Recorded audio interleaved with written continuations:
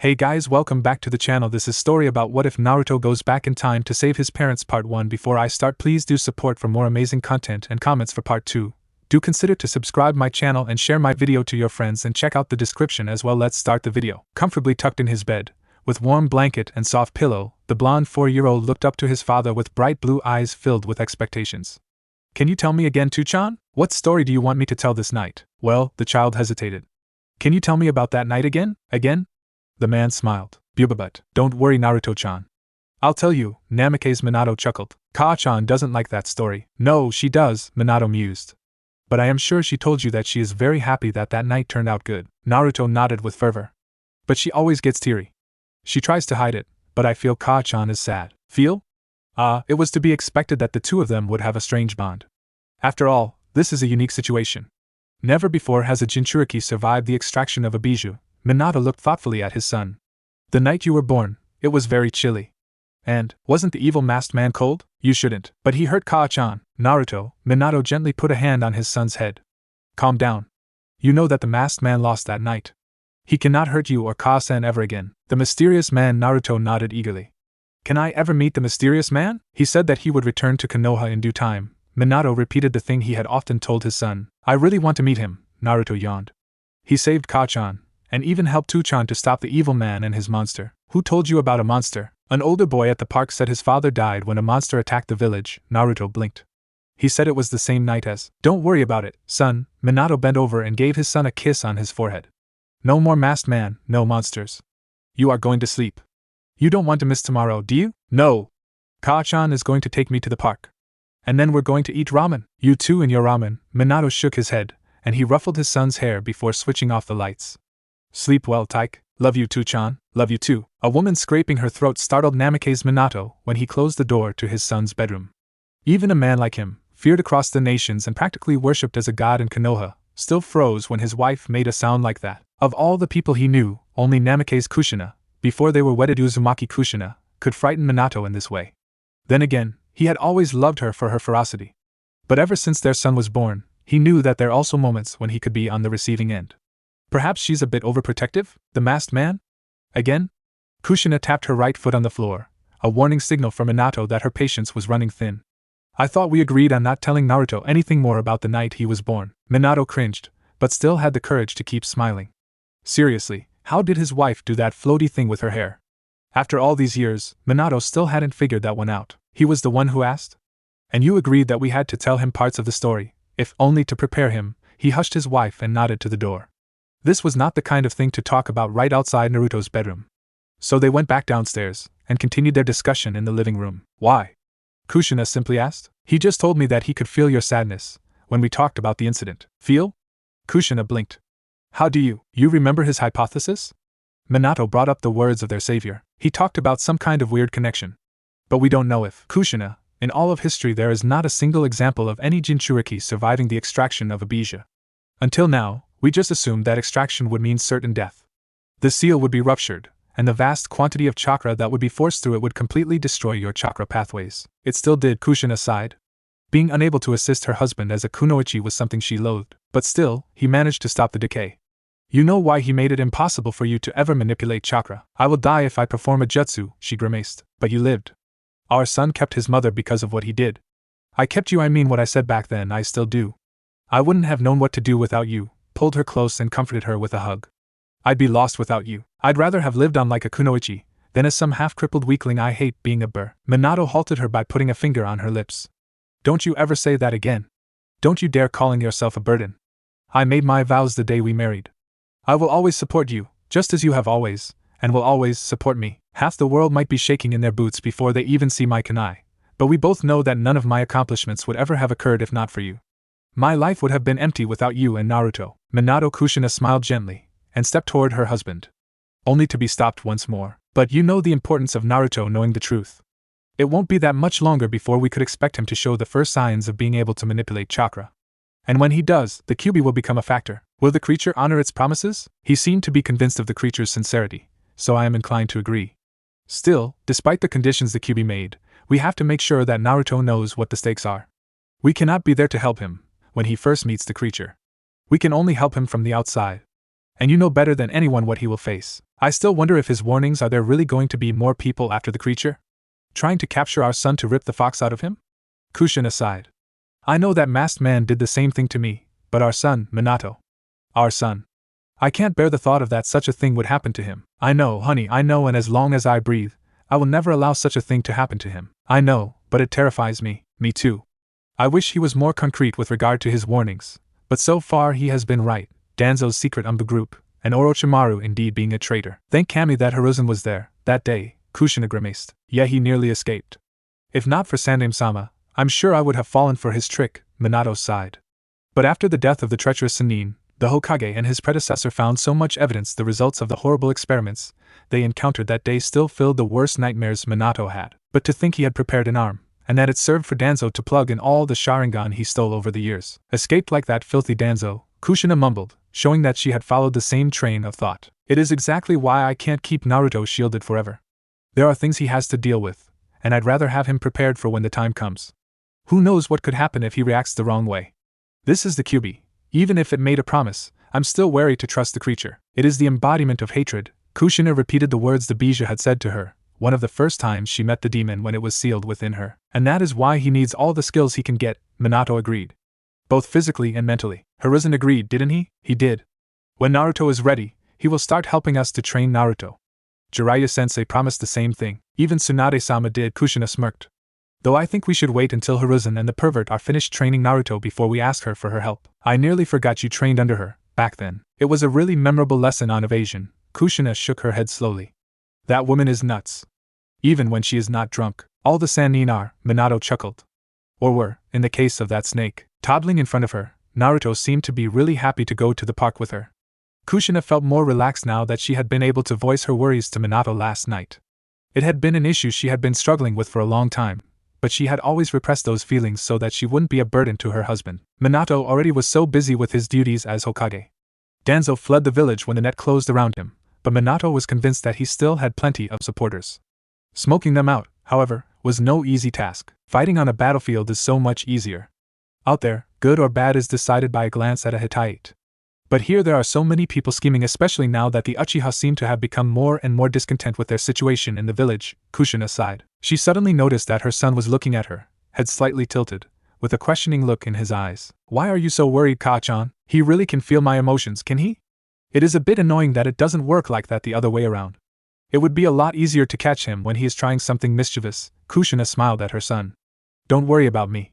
I was just thinking about the problems Tusan has to deal with. Would you rather go to Tuchan? What? As much as I like to see your Tusan, the two of us are going to the park. It was a promise, right? Yes. He flew forward and gave her a hug. Well, he hugged her leg, considering that he didn't reach any higher.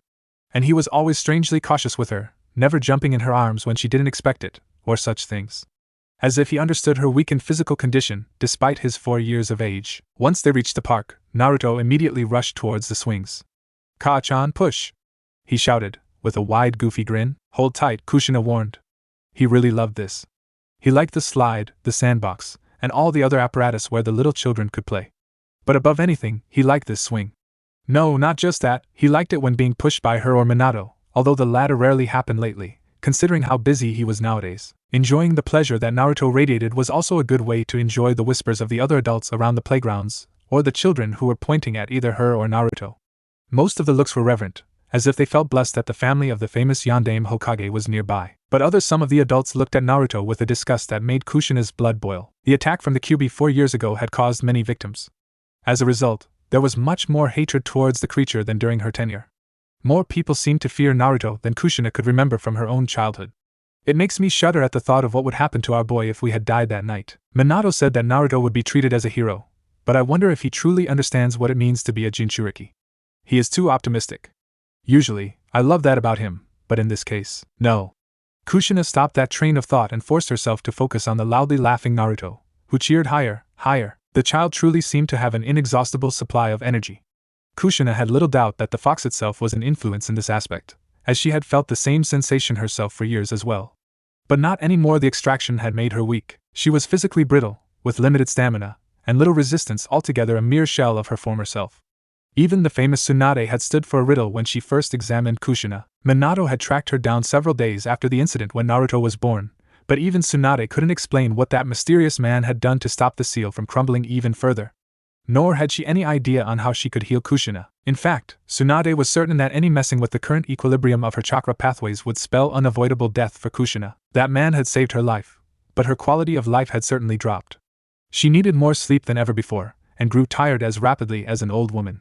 Initially, it was infuriating for a short-tempered woman like her, but, just like on so many other occasions, Minato had been able to calm her. He told her that they should rejoice. Even if it meant that she had these limitations, they were still blessed by the chance she got. That strange man had saved her that night. He had given her a new life when all things seemed lost. She could see her hyperactive little boy grow up, becoming stronger than either Minato or she had ever been. But those were not the things she cared about after a half-hour playing around with Naruto. Right now, she was out of breath and exhausted. So, little Naruto did what he always did when this happened, Yugao Nichin. It didn't take more than 2 seconds before said Umbu appeared. "Would you please not call me by my name, Naruto?" The cat-masked woman sighed. "But you're not a kitty, you're Yugao Nichin," Naruto shrugged. He didn't see the point of her mask, nor her codename Nico, at all. "Ka-chan is tired, could you help her?" "She's too heavy for me to drag, and too stubborn to listen either." "It is stubborn, not stubborn," Kushina corrected her son, even as weary as she was. "He does have a point though, Kushina-sama," Yugao shook her head. It was the same chain of events over and over again, Naruto playing with too much enthusiasm, and Kushina getting dragged into it while being too stubborn to take a rest when she needed it. "There's a bench nearby, I'll take you there." "I'll stay here, Kay?" Naruto smiled after he hugged his mother. Yugao smiled behind her mask when she saw the little boy trying to cheer his mother up, even though it was completely obvious that he was concerned about her. That too was a regular occurrence. Minato-sama is right, it is impossible to separate mother and son, it's like they're glued to each other. "That kid worrying about his Kasan like that," Kushina mumbled under her breath, as Yugao supported her while walking to a bench. "He sees your weakened condition, and worries about it, Kushina-sama," Yugao replied. "And he is right. You should not demand too much from yourself." Kushina glared at her guard, but Yugao knew that it wasn't any serious anger.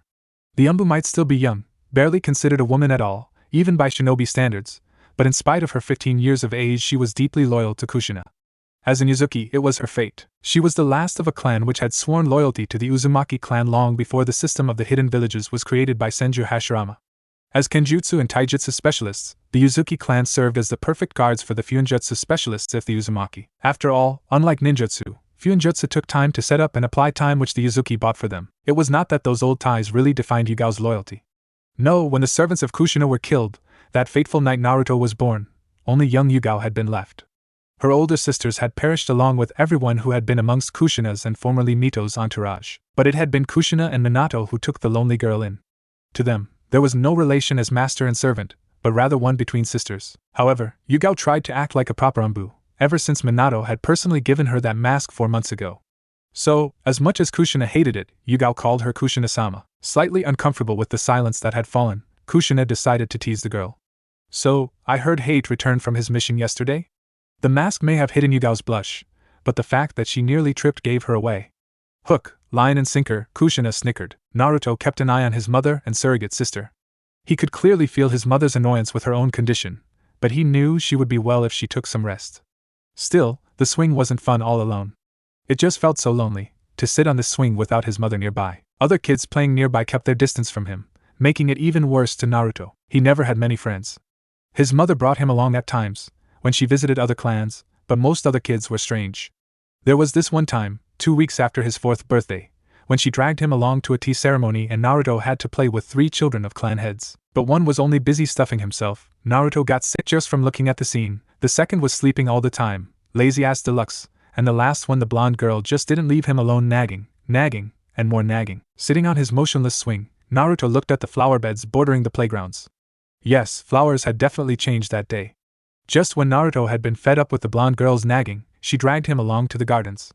After all, it was her house they were in that day. Naruto may not have had much love for her nagging, but when she started talking about those flowers, well, that day had been fun after all. With that thought in mind, Naruto jumped from the swing and began exploring the flower beds. Perhaps there were some beautiful flowers over there. "I'm sure some nice flower would cheer Ka-chan up," Naruto mumbled to himself. With Yugao distracted by Kushina's teasing, Naruto simply wandered off unsupervised. At least, not supervised by friendly eyes. "Oi kid!" Naruto turned away from his flowers, and saw 3 bigger youths approach him. "Hello," Naruto smiled. "You know what your 2-sen did?" hollered the biggest one, a boy of about 15 years old. His long brown hair looked shabby, and his clothes were much like rags. Naruto had drifted off and approached one of the orphanages housed by Konohagakure. "Tu-chan?" Naruto frowned. "Yeah, I know who you are, you shitty little brat," the tall boy growled. "Your Tu-san is the Kage." "My, yes, he's the Hokage," Naruto chirped proudly. "Look at the goofball, in his green wimpy shirt," the boy mocked Naruto. "You must be pretty rich, clan boy." "Rich? Money, ya dope," one of the boy's goons exclaimed, pushing the young Namikaze. "Yeah, give us your money, you fool," the other chimed in. "Or we are gonna beat you up, ya hear?" "But I have no money." Naruto was now on the verge of tears, something which the 15-year-old ringleader capitalized upon, as he gave Naruto the final push, literally and figuratively. He ended up on his bum, with tears silently flowing down. Little Naruto had never been bullied before, and he sure as hell did not like the experience. "Seriously, what's with the whiskers?" the eldest boy scoffed. "What kind of freak has whiskers?" The two kids were closing in on Naruto, and the eldest grew brave enough to go one step further. However, the moment he moved his leg backwards, preparing the harsh kick he wanted to deal out, he was hit by a pebble. "Hey, what the fuck?" An entire volley of pebbles followed. One of the two minions was even hit smack on the nose, while the eldest, the stone hit him right in the rocks. "Leave him alone!" a little girl yelled. "Dat hurt," the chief bully moaned. "Dat frickin' hurt." Before he could take a step towards her, the girl unleashed another volley. Naruto was amazed by the accuracy at which she threw. None of the pebbles missed, and the three bullies quickly gave up and ran. "Cowards," the little girl huffed. Now that she moved closer, Naruto could see the blushing girl. She had the oddest hairdo Naruto had ever seen, with her brown hair formed into two buns on top of her head. Her face was a bit dirty, dusty as she was from playing outdoors for the entire day. And her clothes, well, they were rather messy. They were patched up on her knees and elbows, but they were still obviously old, as the fabric lost nearly all its color. "Who are you?" Naruto sniffed. "Tenten." The slightly older girl lost some of her initial confidence when she saw the teary-eyed Naruto, as if she was uncomfortable dealing with a child who broke down like that. "And you? Why did those bullies pester you? Are you part of a clan? Are you here all by yourself? Are you an orphan too? Are you?" Little Naruto put up a hand, trying to get her to stop. It didn't work though. "Naruto! Where are you, Naruto?" A red-haired woman hobbled towards them. Strangely, she had felt his distress. Not that she really understood how, but she had realized something was wrong with her Naruto. She had never felt anything like this before, though now that she thought about it, she did always have those vague pulses in the back of her head. Was this her link to her son? She never sought for it before, as she had forgotten about the hypothesis of that man, but now that she was looking for it she found all the hints. Was this the connection established as this bond of being the former and current jinchuriki of the Kyuubi? I will have to ask Minato-kun. Perhaps Sandaime-sama or that pervert would know more? "Kaa-chan!" Naruto jumped up and rushed to his mother. Seeing how she got ignored all of a sudden, Tenten felt dejected and wanted to walk away. "No, I'm not feeling ouch. Tenten-chan saved me. Why are you walking away, little girl?" The woman spoke loud enough to make the girl freeze in her steps. Tenten didn't know what to say, and her perpetual blush expanded until her whole face was red as a beetroot. "I told you, Kaa-chan, Tenten-chan saved me from those meanies," Naruto chirped, darting towards Tenten. Before she could say a thing, his tiny hand grabbed hers, and he dragged her towards Kushina. "Thank you, Tenten-chan." Kushina made a small bow to the child, one which the bun-haired girl returned with a much deeper bow. The submissive look on the girl's face completely contradicted her earlier expression, something which even Naruto noticed. "Are you sick?" He poked with his index finger against her red cheek. Bewildered, the 5-year-old girl looked at the blonde boy. From his orange shorts to his green shirt with red swirl logo, she couldn't understand his behavior at all. Furthermore, his whiskers gave him a strangely exotic look, but it was his bright blue eyes which drew her attention. As if she was looking at the summer skies, these eyes radiated a warmth and cheerfulness she never encountered before. "I'm not sick. I have to go home now." She shied away from his touch. This is a somewhat rough neighborhood," Kushina frowned. "Do you want us to walk you home?" No, that's not necessary." Tenten immediately tried to talk her out of it. But she didn't know Kushina at all. If there was one thing Naruto had to say about his mother, it would be that she was stubborn. She made an offer, and he knew she would persist. "I'm not taking no for an answer, young lady." Yes, there was the mother he knew. Naruto could see Kushina was still exhausted, but if they walked at a slow pace, she wouldn't have much trouble. "Yeah, we're gonna walk on your home." "Naruto-chan, it is walk you home, not walk on your home," Kushina corrected her son reflexively. But what Naruto continued to argue, as well as his 4-year-old mind allowed him at least, but Tenten barely paid attention. She knew how people reacted. They were nice, until they would figure out that she lived in an orphanage. Children from orphanages were seen as nuisances, a fact which Tenten had quickly understood, in spite of her age. But on the other hand, the warden had been very clear that it would be even ruder to lie. Plus, the fearsome red-haired woman had asked her a question. "I have to answer it," I would be rude not to. Tenten sighed. She knew she had no choice but to admit it. I live in this neighborhood. Naruto stopped mid-sentence and looked curiously at the girl. At the orphanage? Kushina realized. That is why she is wearing these rags, poor child. Ka-chan, what is an oropage? An orphanage, Naruto-chan, is a place where children live who don't have parents anymore, Kushina explained. You don't have a Ka-chan? Naruto blinked, turning to Tenten. He didn't even know such a thing was possible. No, Warden-sama says Ka-sen died 4 years ago. I don't even remember her, Tenten said on a woeful tone. I wish I did. And your two-san? Kushina probed as carefully as she could. I dunno. They say I'm illegitimate child, Tenten shrugged. Illegitimate? Naruto frowned, looking up to his mother for explanation. What's that? Dunno either, but it sounds kinda important, doesn't it?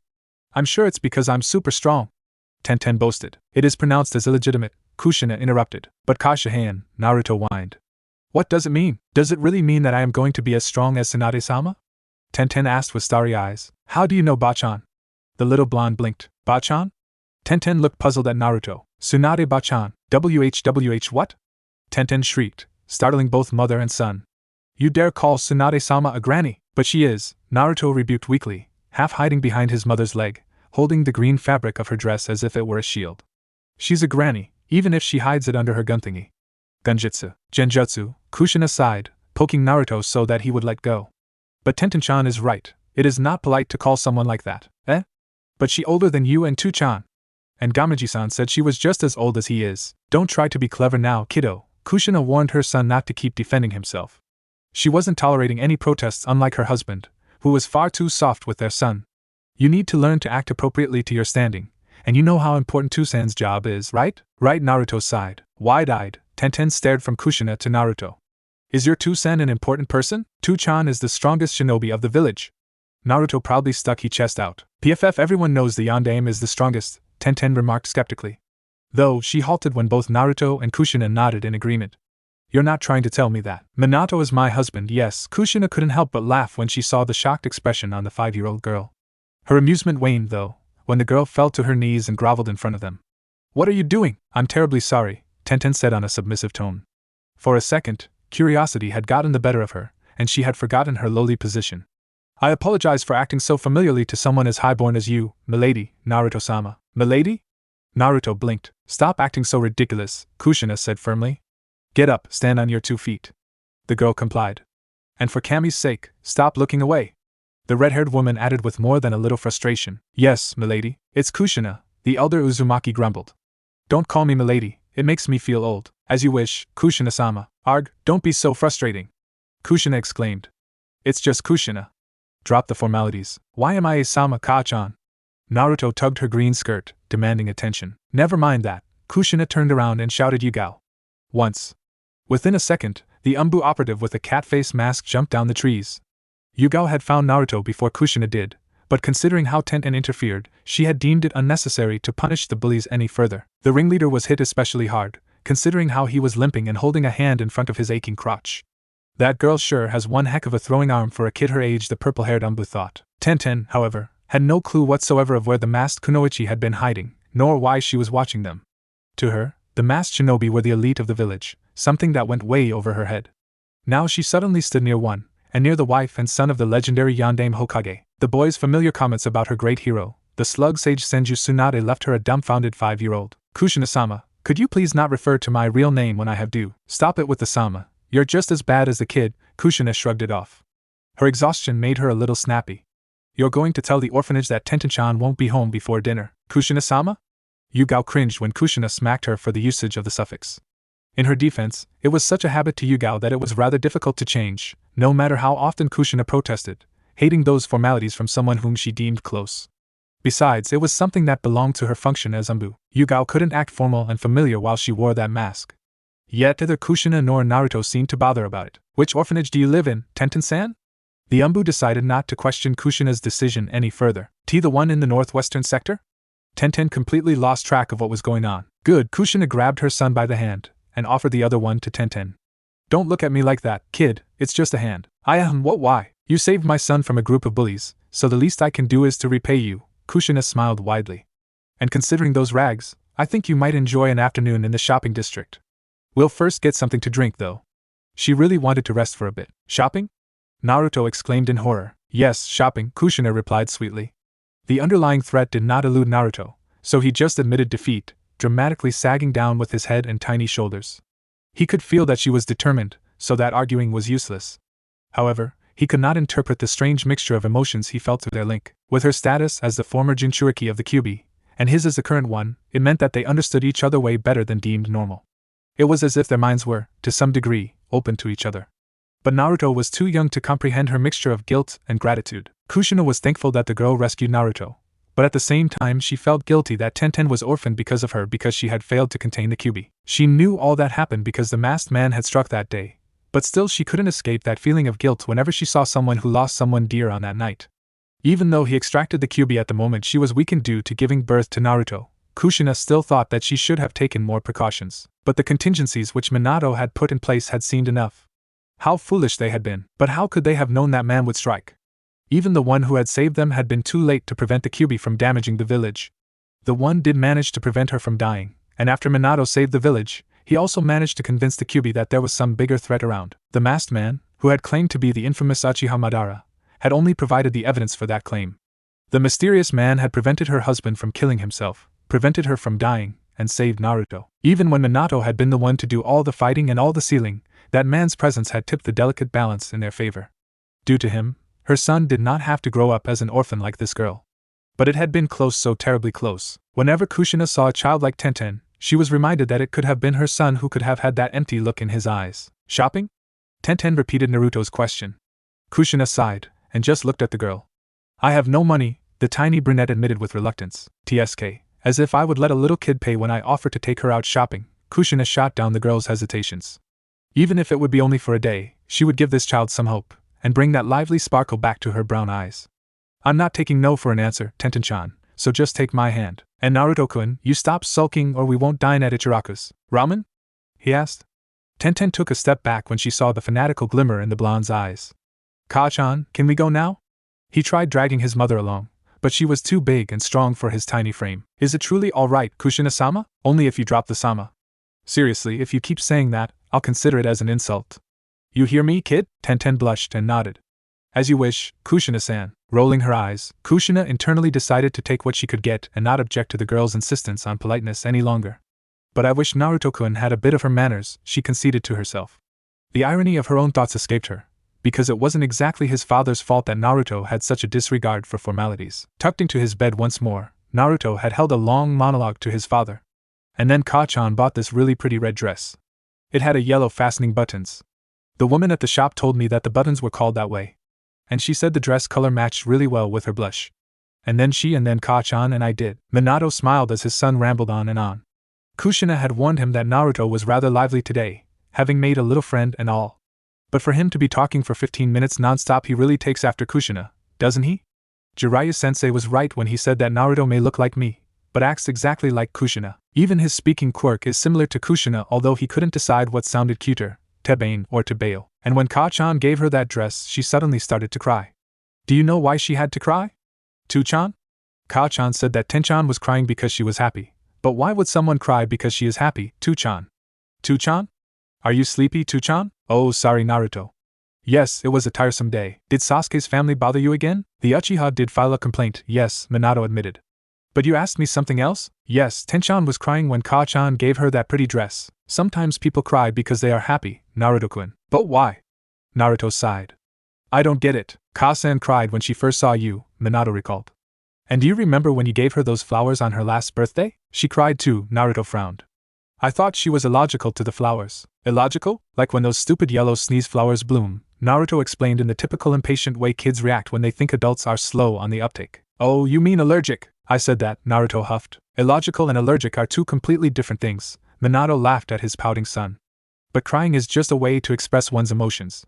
You can do it when you are really sad, but also when you're really happy. She didn't cry when we ate ramen together, though even when she smiled really widely, Naruto frowned. Minato nearly choked when he saw Naruto's pensive frown. Not everyone is as crazy about ramen as you and your mother are, Naruto, he laughed. Eh? How can someone not like ramen? Ka-chan says that it is the food of gods, but ramen is not everyone's favorite food, Minato chided him with a friendly smile. You will understand when you are older, but I want to understand now, Naruto pouted, shrugging further underneath his blanket. But not today. Now it is bedtime for you, so I'm going to read you one story, and then you are going to sleep. Like Ka-chan? Yes, like Ka-chan, Minato chuckled. His wife had really exhausted herself, and now she was paying the price. She'd be fast asleep until noon tomorrow, judging by the look in her eyes when he last saw her. Let's see. The one with the llama is already finished, so why don't we start with Toad Red Coat today? Is it from Gamiji-san? Naruto asked with more than a little suspicion. The man always tried to tell Naruto stories, but for some reason they always revolved around toads. Who else but Jiraiya-sensei? Naruto smirked, knowingly.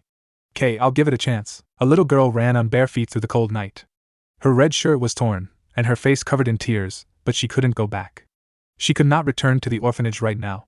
Not after she hit him, not after she had ran away. Who knows what could happen if she did? Surely the warden would be angry with her. Proudly wearing her brand new clothes, Tenten was beaming with happiness when she returned to the orphanage. Don't smile like that, a girl 2 years older than her warned. And why are you wearing those pretty clothes today?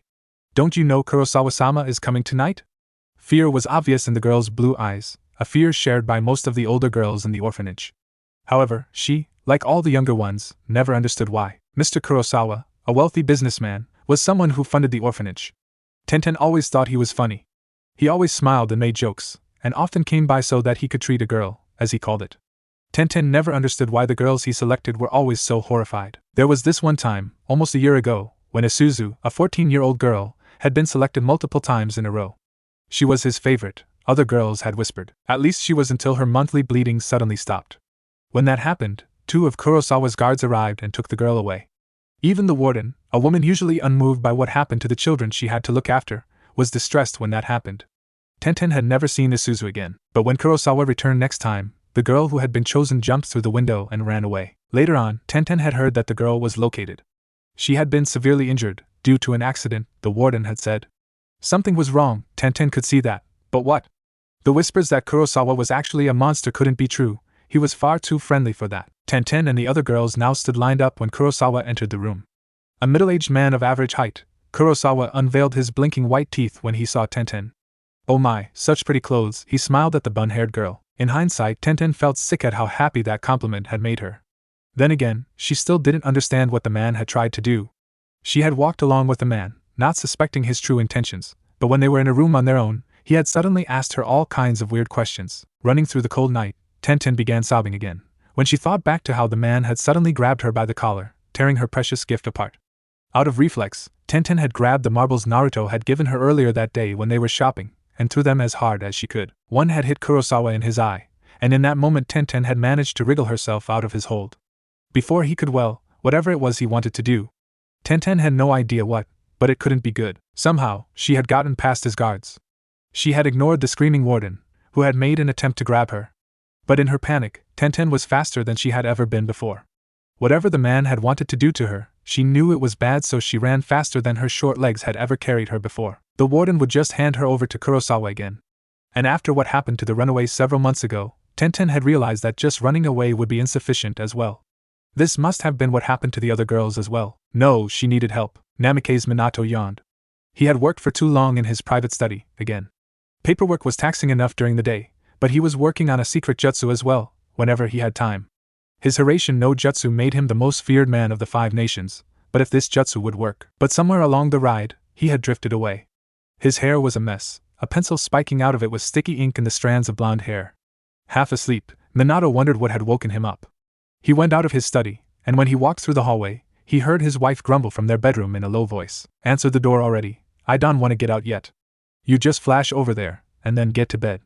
Yeah, go Flashy-kun. Okay honey, he mumbled back. Though, before he was down the stair, he heard a lot of ruckus. Ramen. It was more a war cry than the sound of a child waking up, but Minato knew it was Naruto's way of waking up. It wasn't like this didn't happen more often.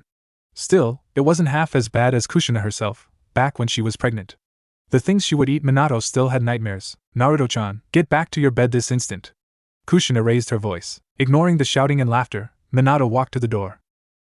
I'll never stop surprising myself with how good Kushina's ears are, he yawned yet again. It wasn't a hard knock, but whoever it was, he or she just kept knocking. It was like they had a woodpecker on caffeine attached to the door. Coming, Minato had to shout to be audible over his noisy wife and child. Darn, look at the time, he groaned when looking at the clock in the living room.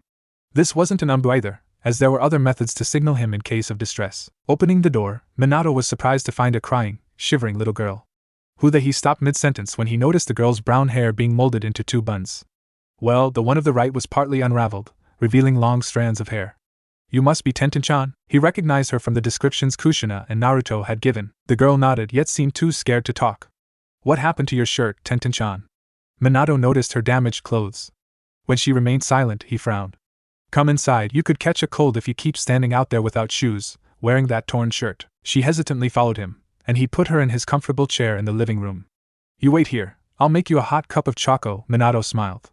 Before proceeding to the kettle, however, he walked towards the stairs. By the sound of it, Naruto was now teasing Kushina by running around. Kushina, could you come down for a second? We've got a guest. And Naruto, you go to bed right now, or you won't get any ramen for a week. A week? The boy screeched. With a short rush, he was back in bed. He was so easy to manipulate. Putting a robe over her nightdress, Kushina walked down the stairs. Who on earth would be at their door at this hour? Her husband was busy in the kitchen, and he pointed at his chair. The tiny frame of Tenten was barely noticeable in the large chair, but Kushina saw the shivering child nonetheless. Before she could walk over, however, Tenten was startled by a blanket. As a true shinobi, she had not made any sound, so the little girl had never seen her coming. And in a household with Minato, Kushina, and the oddly perceptive Naruto, Yugao had never even considered how a normal little girl would respond. Calm down, little one, Yugao awkwardly tried to approach the startled girl. You are shivering, this blanket will warm you up a little. You can trust her, Tenten-chan. She is the Umbu you met earlier, Kushina spoke up while walking towards the two girls. And Nico-san? Tenten blinked. The hair matched. The posture matched. But how could someone this young be an Umbu? Little Tenten couldn't wrap her head around it. Kushina-sama, why do you keep revealing my Yugao? Why are you using honorifics in this household? Kushina glared at the offender. Covered in a blanket to a degree where only her eyes and hair remained visible, Tenten's curious eyes went from the Umbu girl to the woman who treated her so kindly the day before. So, what brings you here in the middle of the night? For a short moment, Tenten had been distracted, but now the memories returned in full force why she had been on the run. Minato came close, and together with Kushina he guided the little girl back to the chair, and placed a cup of hot choco next to her. But Tenten didn't notice the delicious-smelling beverage. No, falteringly, she told Minato, Kushina, and Yugao about Kurosawa and his peculiar actions, how he called girls to him, how he had called her to him, because she looked so pretty in her new clothes. A cloud of anger radiated from Kushina when she heard this. Even though Tenten had no clue what the wealthy merchant did to those orphan girls, the girl knew something was terribly wrong with what he did, what he had attempted to do to her, how he had tried to rip the clothes from her, how he had said that she would have to be nice to him. Tenten didn't know what any of it meant, and Kushina was thankful that Tenten had remained unaware of it, but the others did know. A year ago, a delegation from Kumogakure had visited Konoha. They had tried to kidnap 2 children that night, and had nearly succeeded with the Hyuga heiress, but with Naruto, Kushina had rarely witnessed her husband's anger, and even on that night, he had remained relatively level-headed. But now he was enraged, furious at the thought that these sorts of things could happen in the village he led. Even Yugao, who had seen him in action a few times, only now came to fully realize why the calm and gentle Namikaze Minato was so famous, why he was the most feared man in their world. If not for restraining himself for the children's sake, she knew that the amount of chakra he would have radiated would be terrifying. I'm going out. He could barely smother the unrefined fury in his voice. I think Inoichi and Ibiki will be interested in a new guest that I will bring to them. Before anyone could say a word, Minato vanished in a flash of bright yellow light. Kushina could not feel any pity for the pathetic excuse of a man that Minato would hunt down and hand to the torture and interrogation department. I know that orphans are always preyed upon, as they are vulnerable targets who lack the support of family and often have few friends. They are considered the lowest in the social ranks, and their vulnerability attracts these kinds of monsters. No, not just this Kurosawa should have to fear for his life, but that abominable warden as well. How could she sell out those little girls to such a creep? Kushina had difficulty keeping her temper reined in. But for the sake of the quivering little girl in front of her, she had to. Tenten obviously had no idea of the horrible fate she barely escaped from. It would be for the best if she remained oblivious to this. No child should be aware of these kinds of things. But Tenten had run away from the only place she knew as home.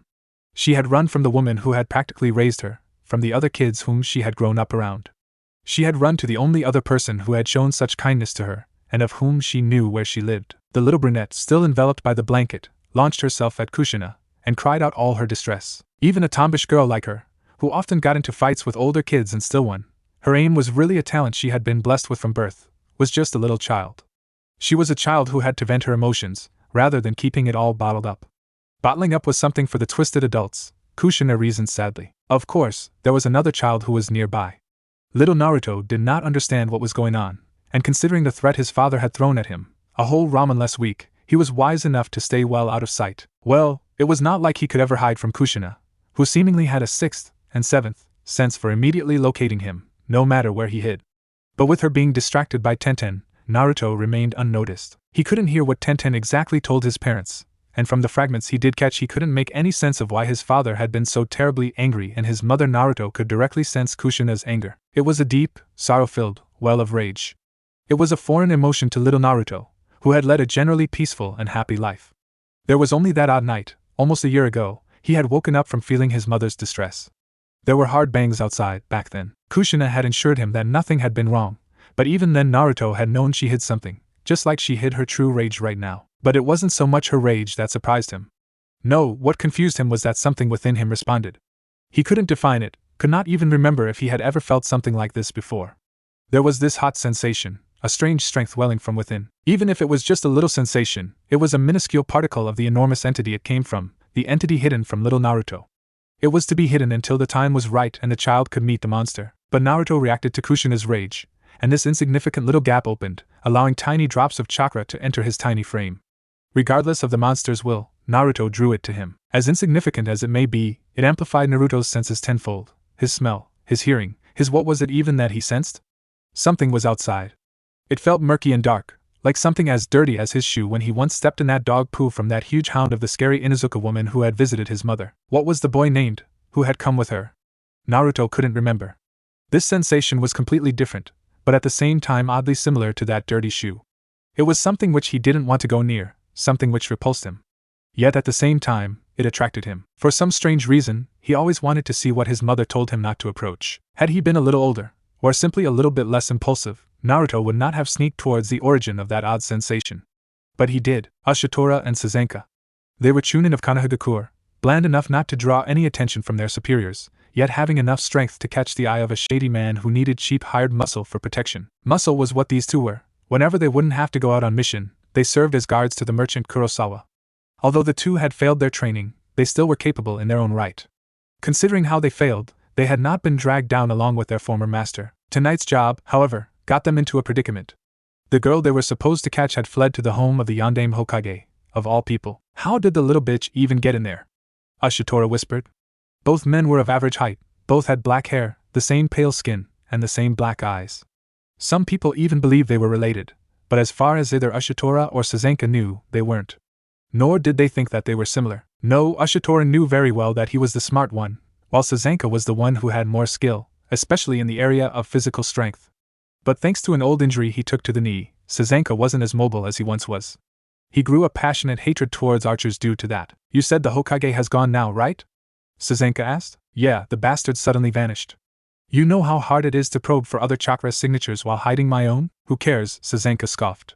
His wife, that red-headed witch, isn't a shinobi anymore. So that leaves only that guard. Can we take that guard down by ourselves? You're not suggesting that we. Boss wants the little bitch gone, and if we snatch the wife and son of that blonde asshole away, I'm sure other villages would pay us handsomely. That would be something Danzo-sama would approve of. But how on earth do you think we could pull this off on our own? Ashitora shook his head. That little brat might incriminate Kurosawa, but considering how the Yondaime already left the place, the dude is already a goner. It sucks, but I don't think we're getting our money for this month. That's why I told ya, we should snatch the kid and woman, and make a run for it. He's the fastest shinobi in the world. How are we supposed to outrun him, you retard? Ashitora sighed. He wondered if Suzenka ever thought things through. Even when they were just recruits for Danzo's operations, it had been Ashitora who did the planning and strategizing. Needless to say, Ashitora didn't want to do this. He was in favor of cutting their losses and get out of there. Suzenka's bloodthirst would only get them killed. But before he could leave their garden hiding spot, just outside the mansion where the Namikaze family lived, fate decreed that his plans were invalid. A window opened, and a little blonde boy jumped through. To make things worse, the boy's bright blue eyes were staring directly at Suzenka. Fuck, Ashitora muttered, with his jaw scraping the mulch. Awesome! Suzenka exclaimed in a whisper. Meanwhile, Naruto just stood there without a clue of what was going on. He just wanted to satisfy his curiosity about who or what radiated that dark feeling. The last thing he expected was to see a man with a drawn kunai jump towards him. Stumbling back, the little boy tried to escape. Escaping, however, was impossible. He was too slow, too weak, too tiny, and they were chunin. Suzenko! Wait, Don't do anything, Ashitora tried to warn his comrade in arms, but it wasn't just Naruto who was powerless against his opponent. Naruto cried out when he saw a fountain of blood erupt from the not kunai-wielding man's neck. Before Ashitora even fell to the ground, another flash happened. Suzenko looked down, and saw that the hand which held the kunai was suddenly missing. Namikaze Minato dropped it to the ground. The fingers were still clenching the kunai, but the dismembered appendage served no purpose anymore. A father would never allow anyone to point a blade, no matter size or shape, at his son. I see my seals failed to respond as they were supposed to. Minato glared at the trembling man. I wonder what kind of jutsu you used to mask your chakra signal. It certainly managed to bypass my securities until you were foolish enough to channel your chakra, that is. Titu-chan? Naruto, go inside. Tell Kasen that I have the situation under control. But Tusan needs to have a talk with this man first, okay? Pale as a ghost, Naruto didn't even bother to stammer a reply. He was shocked. Minato saw that clearly on his son's face, but it was inevitable that he would see such a thing.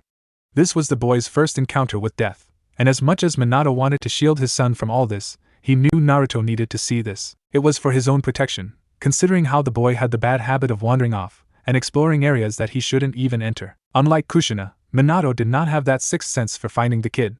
Sure, he had a tag placed on his son's back, so that he could always use his Hiraishin no Jutsu to instantly travel to the boy, but still Naruto needed to realize how dangerous their world really was. Child or not, he was the son of the Yondaime Hokage and the jinchuriki of the Kyuubi no Yoko. Having enemies, regardless of his age of strength, was inevitable for Naruto. Today's encounter was proof of this. Minato suspected, however, that these fools were not after his son. They were too low class for such an assignment. No, these men would be the guards a merchant like Kurosawa would hire, the ones of whom Tenten spoke of earlier. If not for the seal arrays warning me, I could have been too late.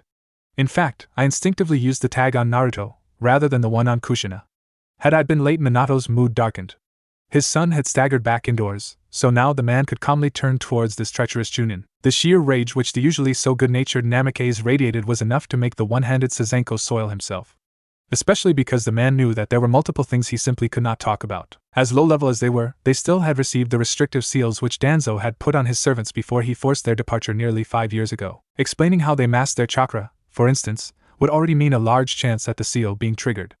Suzenko had seen people dying from that wretched thing he too had on the back of his tongue. Before he would finally die, the seal would make sure that absolutely nothing could be discovered from his corpse to the point of rapid cellular disintegration through the injection of a dose of highly corrosive, yet nigh untraceable poison. Orochimaru had indeed been a fearsome scientist. With those options, Suzenko chose the least horrifying path. With his good hand, he grabbed another kunai and he fell to the ground crying out in pain, as his other hand was cut off cleanly just as his right one had been earlier. Tears welled up when Suzenko realized that the way of death would now be a slow one. Being interrogated and tortured until he finally gave in, at which the seal would trigger and claim his life. Fuck, Ashitora was right. Damn it, I should have listened to him. And that bastard even got a clean, quick death. Yugao had felt the disturbance, and rushed towards the door. Before she even got there, she noticed that Minato had already dealt with the threat. Still, she was at the perfect place to catch a barely conscious Naruto who stumbled through the door opening. Naruto! The girl put her arms around the boy, and easily lifted him up. She quickly brought him to the living room, assuring his mother that the boy was fine, even though he seemed exhausted for some reason Yugao couldn't fathom. She suspected it was simply the shock. Kushina, on the other hand, went pale when she touched his head. Not now, it is far too soon. Kushina-san? It's nothing. Can you put Naruto into his bed, please? He'll be fine with some rest. I will prepare the bed in the guest room for Tenten-chan. How is she? Shocked, but who can blame her? After what happened to her? After what nearly happened, it sickens me that these people exist. And yet she fell asleep before she even drank a drop of her hot chocolate. There will always be those who prey on the weak, and orphans are weak. After all, there is barely anyone who cares about orphans. Unless they carry some kind of kekei genkai, of course, the girl sighed. Filth, I hope Minato-kun kills that guy slowly. Kushina gnashed her teeth. Ah well, nothing I can do about it now. I'll go upstairs and prepare the bed. No way I'm letting Tenten-chan go back to that orphanage now. You can't just take her in like that, Kushin. Let them try to stop me, Kushina snapped. This little girl has gone through enough. She still blames herself for that night, Yugao realized. I don't think it is legally. Enough about that. The kids need to go to bed now, and so do we. I'm drained. I don't want to think about such legal crap right now. She sunk her fangs into this. I pity Minato-sama if he attempts to talk her out of this. It was early in the morning when Namikaze Minato finally came back home. As careful as he was, Kushina still woke up when he slid into bed. HMMZ, how late it is, darling? She asked sleepily. A little past 7. Did you catch him? He didn't need to ask her whom she meant by him. I found Kurosawa. Fugaku wasn't too pleased when he found out I was doing his job for him, but that's something that will be dealt with later today. The Uchiha and their pride. Kushina, they face discrimination and mistrust all of the time, so I understand why Fugaku is so stuck up about the rights of his clan, as well as their duties and responsibilities. Still, I think I made a mistake by handing Kurosawa to TNI. Was Ibiki too rough? No, Ibiki was taking some time off. Inoichi had duty tonight. You know how protective he is of Ino-chan, Minato's side. He saw what Kurosawa had done, and well, the complete insanity that struck him after that was a result of Inoichi destroying his mind. I must admit that it was a bit unnerving to see, but the bastard deserved no less. In fact, his wife knew about his perversions as well. I already signed the orders to confiscate all his possessions, and she is thrown into jail as well. I think it would be proper for all that money to be used to fund the orphanage. As for the traitors who tried to attack Naruto, well, the one that I captured met an equally bad fate. What happened? Kushina rarely saw her husband being outright disgusted by something, but his expression right now. Some kind of seal was triggered during interrogation. We have yet to determine what kind of seal, or what poison it released. I can help, Kushina interjected. Trust me, you do not want to see what is left of that man. Minato shook his head. Anyway, I got Fugaku to arrest that orphanage's warden, and make sure the children are all alright.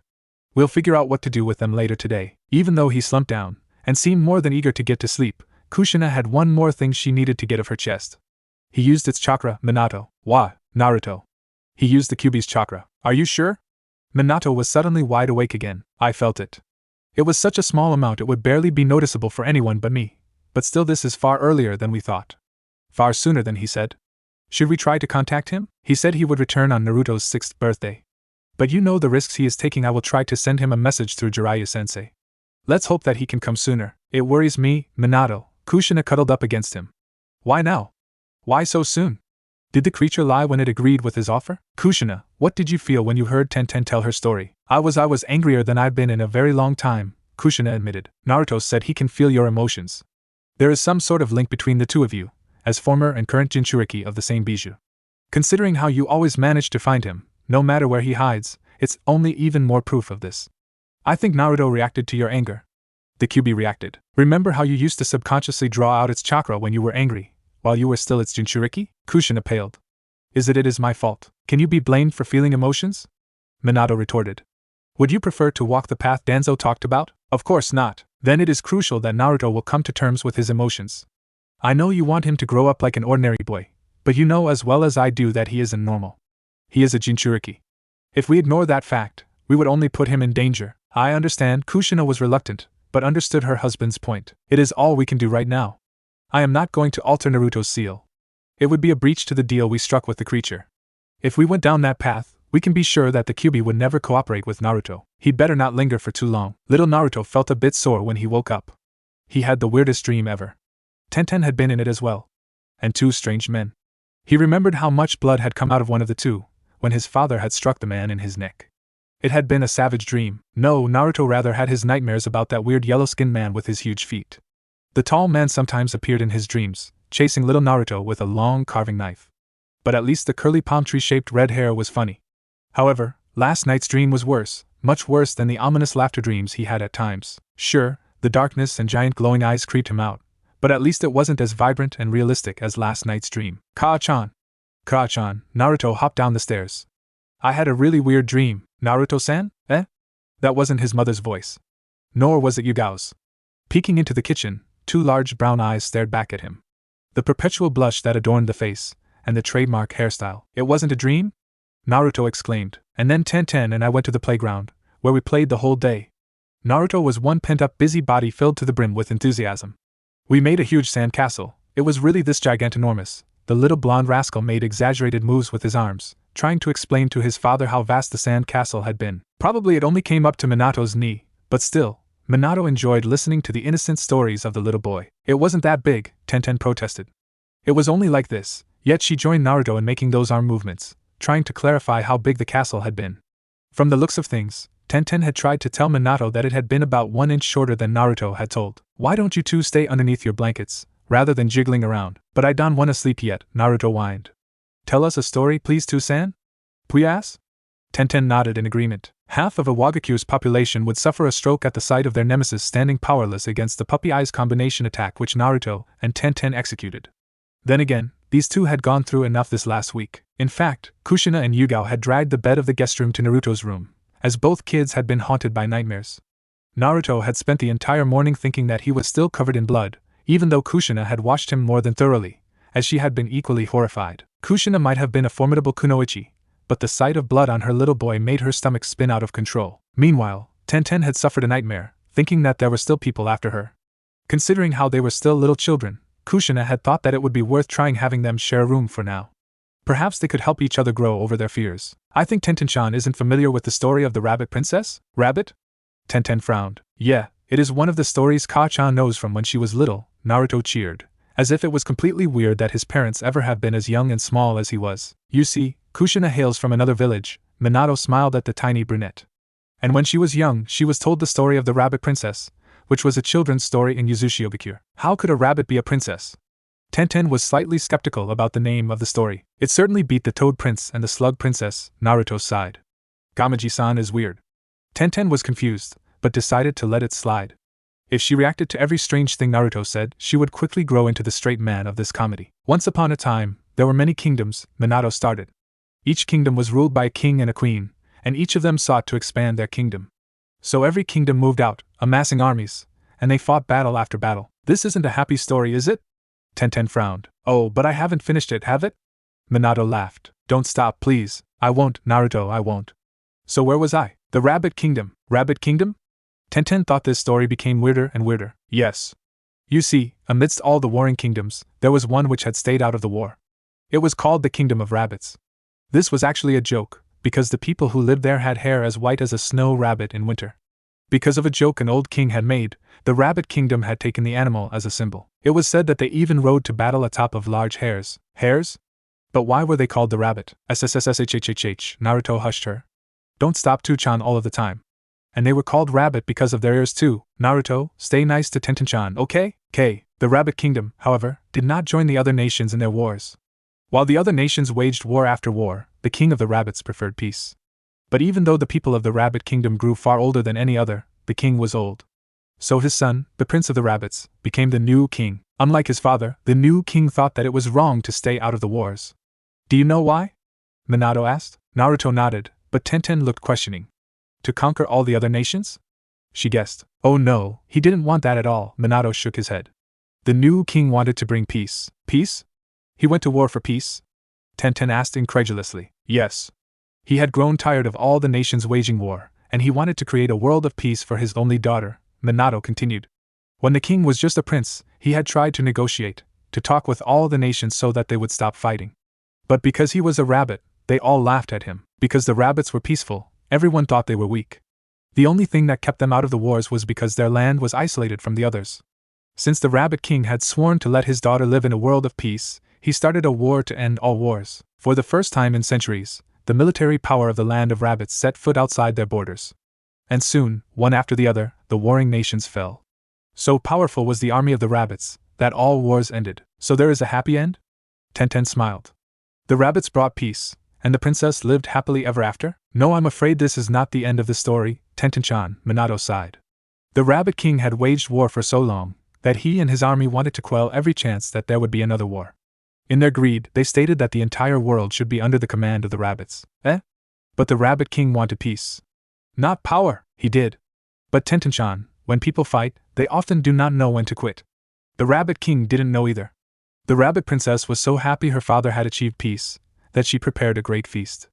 But her father did not come home, as she had thought. He marched on, but the wars had ended, and all the remaining nations had formed an alliance. Not because they wished peace, or because they forgave each other, but because they were afraid of the Rabbit King and his army. Poor Rabbit King, Naruto sighed. Now, don't spoil the story for Tenten-chan. Minato wagged his finger. What happened next? The Rabbit Princess waited for days, for weeks, until the moon was full once again, Minato continued. And when she finally saw an army approaching, she opened the gates and ordered everyone to start the celebration. Except what returned was not the army of the Rabbit King. The alliance of nations had proven to be stronger, and the Rabbit King had lost. Ah, what a sad ending. Tenten seemed rather dejected by the conclusion. I didn't say the story was ended, did I? Minato smiled. The Rabbit Princess fled from her castle, but she had lost her father, her home, and her entire people. Due to her father's greed, she had lost everything. Instead of giving her a world of peace, her father had made things far worse. But the rabbit princess knew of a secret, one which only the royal line of the rabbit knew. When she fled, she ran to an island. On this island, she stole a treasure. That's mean, Tenten huffed. It sure is. But the rabbit princess was desperate. You see, when the alliance had defeated the rabbit, they had started to fight among themselves again. And while the princess fled, she saw the suffering of the common people. She had lost her home and family, but she saw that many more had suffered that same fate. So the rabbit princess was an orphan? Like me? She was, Minato nodded. But where her father had failed, she had promised to succeed. Even if it meant that she had to commit a crime, the rabbit princess swore to end all wars. And with the treasure she stole, she became the most powerful person in the entire world. Wow! And she became the rabbit queen? With her fellow rabbits scattered, she no longer had a nation to rule. And because her father failed after being crowned king, she vowed to remain humble. Even while everyone loved her, and called her the rabbit princess, she refused to wear a crown. In the end, the rabbit princess fulfilled the same promise as her father, by giving her 2 sons a world in which all wars had ceased to be. And legend has it that the Rikudo Sennin, the sage of the 6 paths, used the very same treasure that the rabbit princess stole to create us. Us? All the shinobi. Without the Rikudo Sennin, we would never have existed. He was the one who taught our ancestors how to use chakra. I wish I were a rabbit princess. Tenten touched her bun-shaped hair. Rabbit have pointier ears, Naruto chuckled cheekily. Perhaps we should ask Ka-san if she could braid Tenten-chan's hair into the shape of rabbit ears. Minato teased. It would look silly. The girl, while always blushing, grew a few shades redder. You would rather stay a human than become a rabbit? Minato pulled up her blanket and tugged her in. You are a very wise young girl, Tenten-chan. I am sure you will one day become a woman as noble as the rabbit princess herself. Too bad there weren't any rabbit princes, Naruto pouted. There are always the toads. Minato laughed when he saw Naruto pale. You are already a prince, my son. A prince of Konohagakure.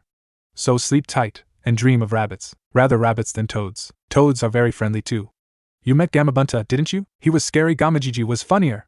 He was all tiny and wrinkly, with a little funny beard. Minato kissed his son goodnight, and walked out of the room. Tu-chan? Could you please leave the door open, only a little bit? I don't. If the scary men come, I could. Naruto-chan, no scary man will ever enter this room. Besides, Tenten-chan is here as well, so you are perfectly safe. K. Thanks, Tu-chan. Sleep tight, you too. Tenten stared at the place where the blonde man had just stood. Good night, Tu-san, she said to herself. Though, she did not dare saying it aloud. Why is this child so overly serious? He's far too quiet, and his insight is a bit scary. Prodigy or not, this isn't exactly what you'd expect of a 10-year-old, Minato mused as he gazed at the boy in front of his desk. It was just another day at the office, with another mountain of paperwork, another horde of whining civilians, another pack of whining diplomats, and another crowd of whining shinobi. At times like these, Minato thought his job was boring, and almost longed for the simplicity of being a mere jonin. Sure, missions could be a pain, and would mean that he'd have less time to spend with his wife, son, and little Tenten whom they had more or less adopted. But all this whining Minato got quite sick of all the small-minded people pursuing their small-minded goals. Sighing, Minato resigned himself to his fate. He had asked Kakashi to send him one of his new and promising recruits, so he couldn't slack off by daydreaming. Hatake Kakashi was the last of Minato's students, and currently one of the strongest subordinates Minato had. Well, Sarutobi Hiruzen would probably still win if he'd had to fight Kakashi, and Madogai was a force to be reckoned with as well, likely at par in power. But the latter was rather eccentric, to put it nicely, while Hiruzen had retired as an active shinobi and now served as an elder in the council. But the boy in front of him was the boy whom Kakashi, as the head of the Anbu, had selected for this specific task. I saw your file. So you're Fugaka's eldest? Yes, Hokage-sama, Uchiha Itachi bowed. You're quite young to be a new recruit for the Anbu division, Minato frowned. I recently passed the Chunin exams. I saw your performance. You made quite the impression. Thank you, Hokage-sama. Itachi bowed once more. Are you aware why Kakashi sent you to my office? Kakashi Taisho hasn't told me, but I presume that you have a mission for me. Hokage-sama. Itachi remained perfectly calm and formal. Yes, but first I wanted to see if I can trust you. Minato decided to put his cards on the table. My son is growing up, and he has been targeted a few times now because he is my son, and because he is the jinchuriki of the Kyuubi no Yoko. You want me to guard him, Itachi deduced. If he was surprised, he did not show it. Your clan is currently in upheaval. A large part of the village suspected that the Uchiha were responsible for the incident on the night of Naruto's birth, which led to quite a bit of discrimination against your clan. On top of that, there's the fact that your clan acts as the police force, which isn't exactly a position that makes them popular with a large part of the population. After all, those who enforce the law are rarely loved. You are wondering if my loyalties lie with Konoha or the Uchiha clan, Itachi understood. Kakashi wrote that you are rather distant, observing everyone around while rarely involving yourself when the mission doesn't require it. I know it has only been training so far, But are you trying to avoid being close to your colleagues on purpose? No, Hokage-sama. While many members of my clan are narrow-minded, I have no intention of causing war. Itachi looked at Minato. If the Uchiha were to revolt, it would cause a civil war. And a civil war and the subsequent weakness of our village would attract enemies. Iwagakure still hasn't forgiven you, Hokage-sama, and Kumogakure always tries to hoard more power. Impressed, Minato looked at the young Umbu, wondering how a boy his age could have such a firm grasp of the situation. While he had not said it, pointing at Itachi's behavior had made the implicit question of Minato clear to the boy. Are you acting on behalf of your clan? Are your interests deviating from Konoha? While Kirigakure is too busy with its fighting internal battles, and Sunagakure lacks the power to confront us, Minato added. Right now, yes, but if Iwa and Kumo were to attack, Suna would surely follow. For a 10-year-old, you seem to think a lot, Minato remarked. Genius or not, this was not the kind of behavior I was expecting from you. Can you tell me, how did you become like this? Why do you think about politics, whereas most other boys of your age are preoccupied with, for instance, ball games? I saw things. Oh, Itachi sighed. He didn't like fessing up like this, but in front of his superior he had no choice. Besides, he was more or less under orders from his father to gain this man's trust, to represent the clan, and do whatever it took to improve the position of the Uchiha within Konoha and more of that foolishness. A few years ago, I stumbled upon the remnants of a battlefield. I can imagine that it was a sight which you didn't soon forget. I suppose that was when you awoke your Sharingan? Surprised, Itachi looked up to the blonde. What? You didn't expect that I would extensively research a person to whom I would entrust my son's safety? And knowing Fugaku, he ordered you to share all the intel you can get with him. For the sake of the clan, of course, Minato chuckled when he saw Itachi's response. Bullseye. So I ask you again, where do your allegiances lie? Hokage-sama, I am Itachi of the Uchiha clan. I cannot change that fact. Nor can I change the fact that I am a shinobi of Konoha, and an Umbu who has sworn loyalty to you, Hokage-sama. I hope I never have to make a choice between my family and my duty, but I will do whatever I can to avoid creating another battlefield. If need be, I would rather be Itachi of Konohagakure. Good, that will have to do for now. You can report to my house. Kushina and Yuga will be there, and show you around. A word of caution, though, my son is quite the handful, Minato smiled fondly. The way he manages to sneak around, and how he can remain undetected when he wants to, is a bit scary when you consider his age. But with your Sharingan, you should be able to keep track of him. If you do lose track of him, though, you would best ask Kushina. My wife always knows where to find Naruto-chan. As you command, Hokage-sama. Oh, and Itachi? Yes, Hokage-sama. If you want to survive near Kushina, you'd best not persist with that formal behavior. She hates it. Itachi nodded, although he found the remark rather strange. Within the Uchiha clan there was a strong emphasis on the proper showing of respect. Rank, experience, heritage, skill, those things were deemed vital. The Uchiha clan was the embodiment of the militaristic society of Konoha. Adjusting to his new work environment would probably take some time. Kushina-san, why is there so much noise in that street? Tenten looked up. She held the red-haired woman's hand, just like Naruto held his mother's right hand. Kushina had plenty experience with slippery and lightning-quick kids to know how to hold them on a close leash, especially in such a crowded area, but she had to get the groceries, and the children had insisted on helping her. It's the drinky district, isn't it? Naruto frowned. Minato and Kushina had urged him to stay away from that street, although Jiraiya had occasionally tried to take him there when he was in Konoha for babysitting. Kushina had been quite furious at that, though it had been Tsunade who had gotten to the man first. After all, with his birthday approaching, the whole family had been together. So logically, little Naruto associated this street with only one person. Has Gamaji-san come back again? As if on a cue, one of the casinos had its front blown apart. Oh, I know. Naruto laughed. Ba-chan. It's Ba-chan. Only Ba-chan destroys stuff like that. Kushina looked at the nearby Yuga with a deadpan expression. Make sure she calms down. She's probably on another drunken rampage. Shizen should be nearby as well. She'll be able to help you calming Tsunade down. Take them to Ichiraku's. I'll take the kids and wait there. As you wish, Kushina-sama. Yuga, I told you to stop it with the, I know, Kushina-sama. Kushina could swear that Yuga was giggling behind her cat-shaped mask. Before Kushina could react to Yuga's cheekiness, Naruto took charge and dragged her and Tenten to his second most favorite place in Konoha. With a near-deafening roar. Minion! And Kushina wondered why Tuchi often managed to finish preparing Naruto's bowl before he even arrived. Her eyes seemed more like shiny stars, and unnerved Tsunade by no small amount. Then again, the large amount of alcohol flowing through her system made it hard to process everything. Though, she enjoyed the feeling too much to force herself to sober up. Kushina, who's this starry-eyed brat? She keeps staring at me. She's almost as bad as Jiraiya when I say I'm going to the onsen. This is Tenten-chan. Tenten-chan, this is Senju Tsunade. Though I guess you already realized that, Kushina smiled. The tiny brunette nodded vigorously, but apparently lost her voice. I thought you already had your hands full with the little gaki, and now you have taken in a second?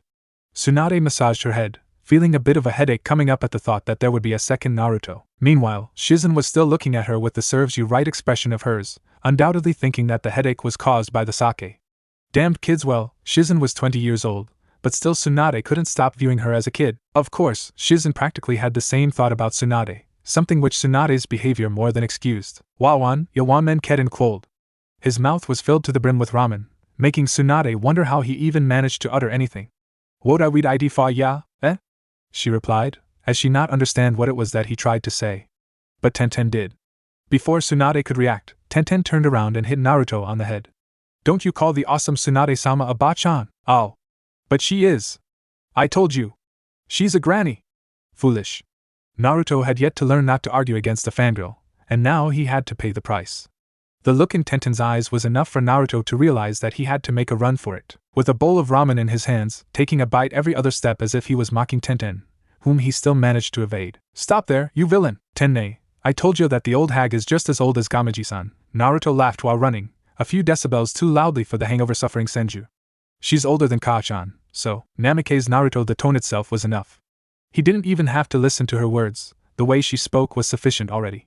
He might not listen to Tenten or Tsunade, but Kushina was a completely different story.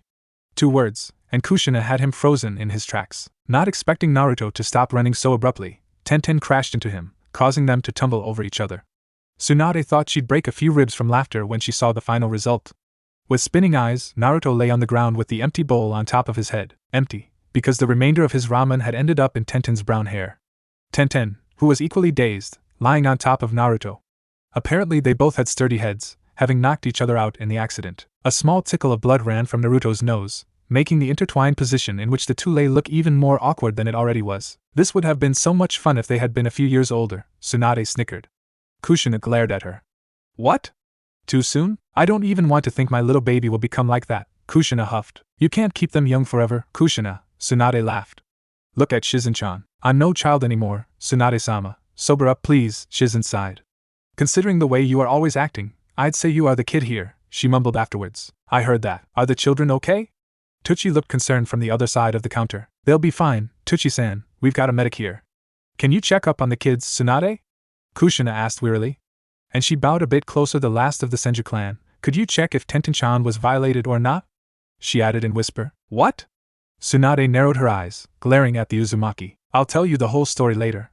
But the chain of events which led her to us wasn't the prettiest one. Kushina's grim expression silenced both master and student, so they moved in to check up on the children before they would wake them up.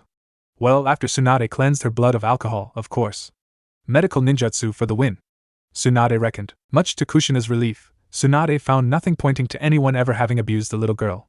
Tenten didn't understand what that man had tried to do to her, and Kushina was afraid that before all this but those fears were baseless. Still, Kushina swore that she would personally ensure that nothing like that would ever happen to Tenten. At the same time Shizen, who was inspecting Naruto, began to frown. Tsunade-sama, can you check his chest? Doing as asked, Tsunade began to frown as well. Kushina, can you explain what happened to him? There were men who tried to attack him. Minato prevented it, but we found out that Naruto used some chakra which wasn't his.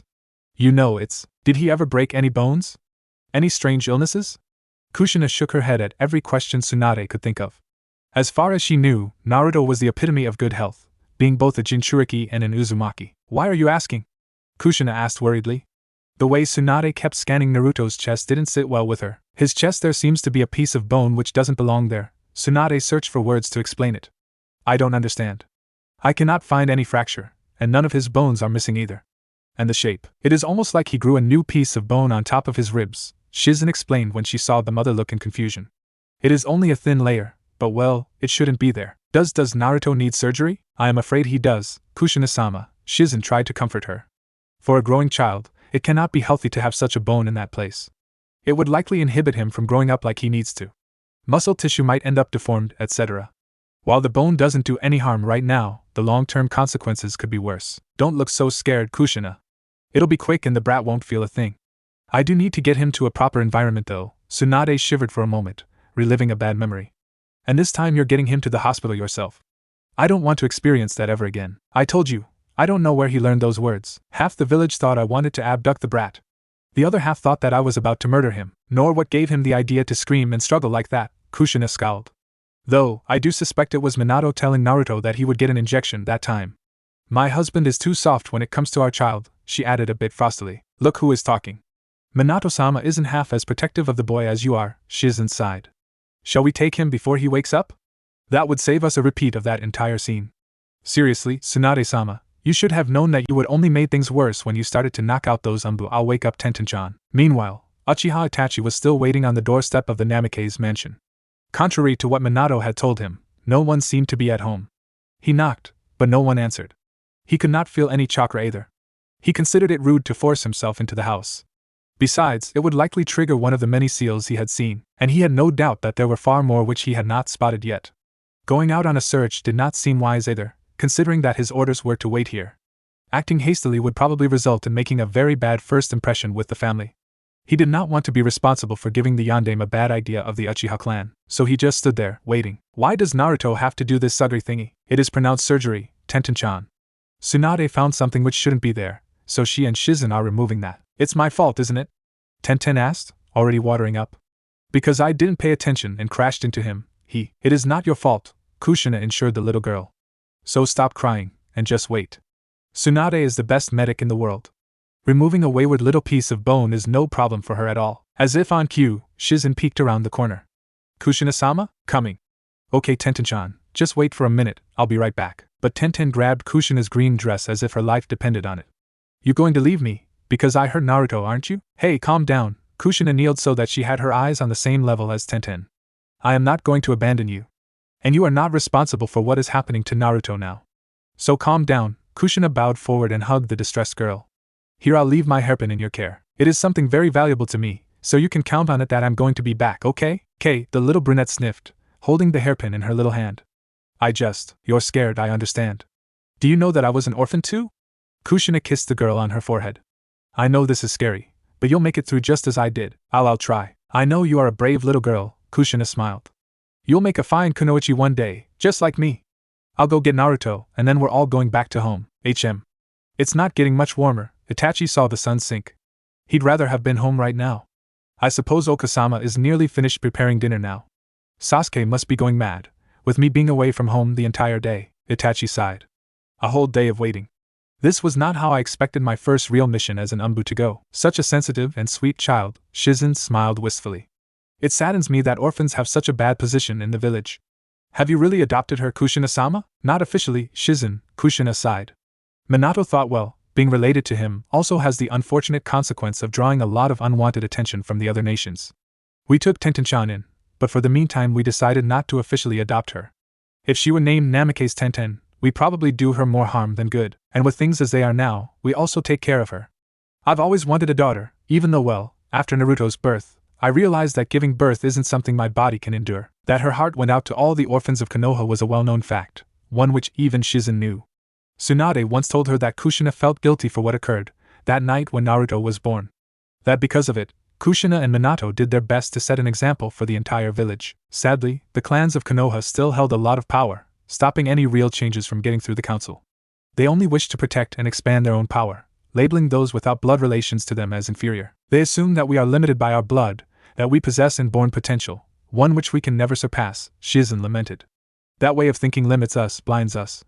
It makes us arrogant. Even with all the research that Tsunade-sama has done, all we could show is that strength and intelligence might be in part decided by genetics, but that it says nothing about the quality of a person. Education, upbringing, the people around you, society in general with the abilities they are born with, each person can become so much that they are forced to make choices.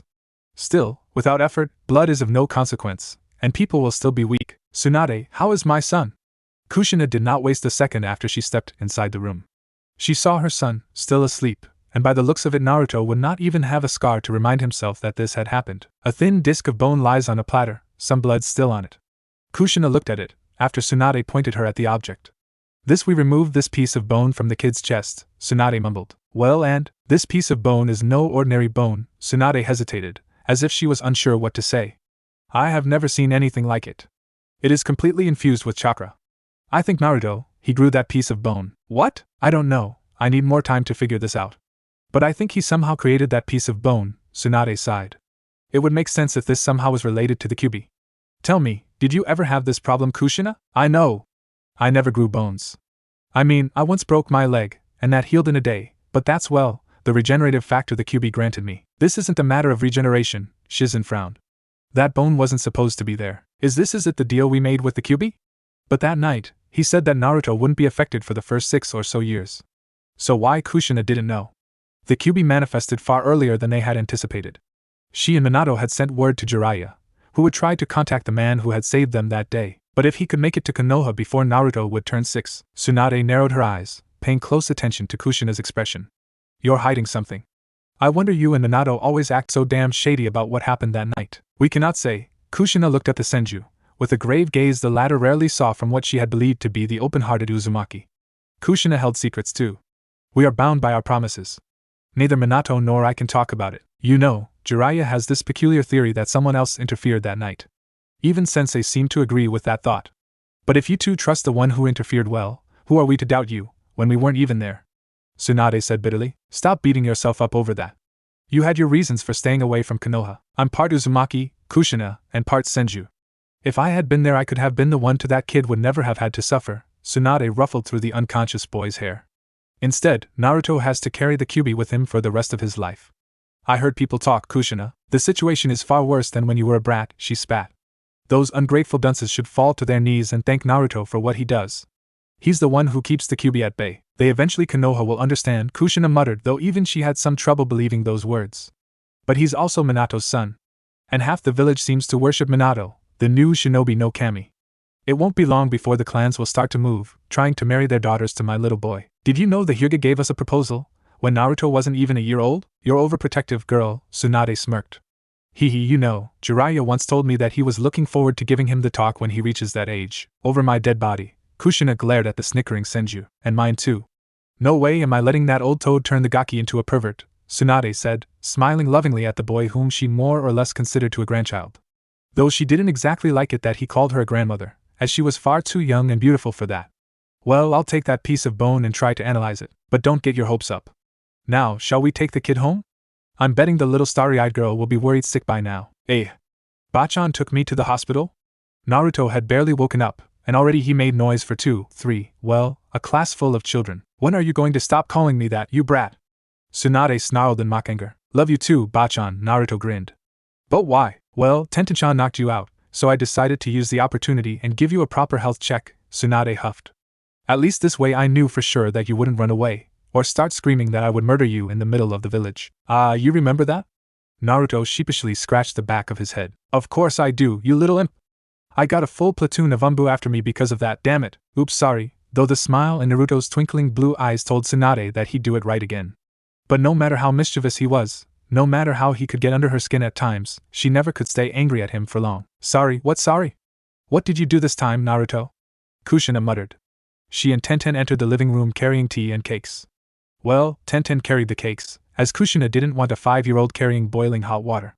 Shizen sat in a chair, a bit drowsy now that she could finally calm down. Looking after Tsunade while she was in a gambling joint was exhausting work, and terrifying.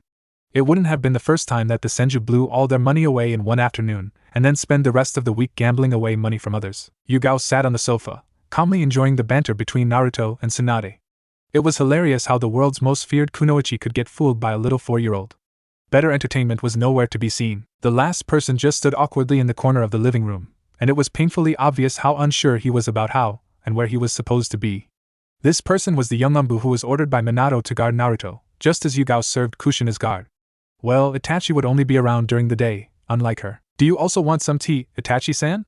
Kushina asked offhandedly, completely ignoring his code name, or the fact that he was supposed to be an active-duty Umbu at the moment. Seeing his plight, Yugao began to chuckle. It's easier to surrender. In this house you won't survive for long if you keep acting so uptight. She'll kill you, Yugao pointed at Kushina. And if she doesn't get you killed, then this little blonde firecracker will drive you insane. Seriously, just forget about the formalities and relax. I suppose little Miss Know-It-All will also stop calling me Kushina-sama then? That's an exception, Kushina-sama, Yugao laughed, though she immediately had to dodge the spoon that Kushina was using to stir her tea.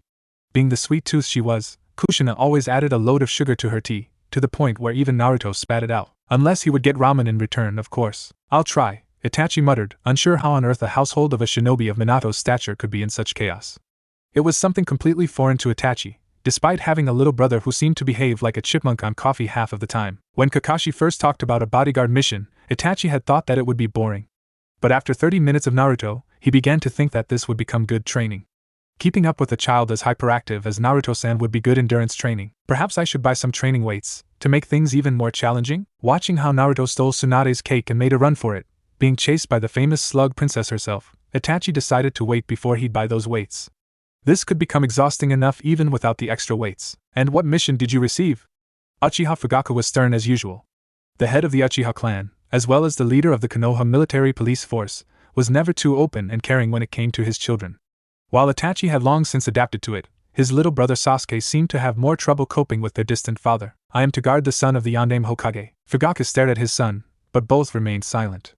Eventually, Fugaku decided to break that silence after a pause. Unexpected. To think that man would assign you as a guard of his own son and jinchuriki of the Kyuubi no Kitsun. And yet he did. Itachi frowned slightly. While being honored, he did not expect his father to give such a response. Ota-sama, the clan has often been accused of being behind the attack, 4 years ago, Fugaku explained, though it was odd for Itachi to see the man so cautious. The Yondaime himself tried to sway the people, Fugaku said bitterly. But when asked, he never gave a direct answer on whether or not an Uchiha was involved. His secrecy regarding that night made things worse for us, yet he treats the clan fairly, yet he left us to fend for ourselves. He stood by as the council isolated us more and more, and he Fugaku grimaced, some of his anger showing through his cold mask. But enough about that. It is a good thing that you were assigned so closely to him. Try to gather as much information as you can, for the clan. Does he even realize that Hokage-sama already saw through this facade? How blinded have you become? How blind has our clan become, father? Itachi was a bit surprised by the short-sightedness of his father. Yes, Ota-sama. It was late in the evening, after everyone had already gone to bed, when Minato finally returned home. He knew Kushina would put Naruto and Tenten in their beds early today.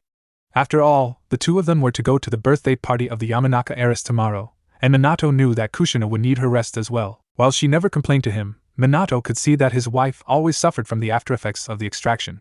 Still, both knew that they couldn't complain, as never before her had a jinchuriki had survived that. He tried to get into bed silently without waking his wife, but even the infamous Yondaime would fail at times. Then again, Kushina was already awake.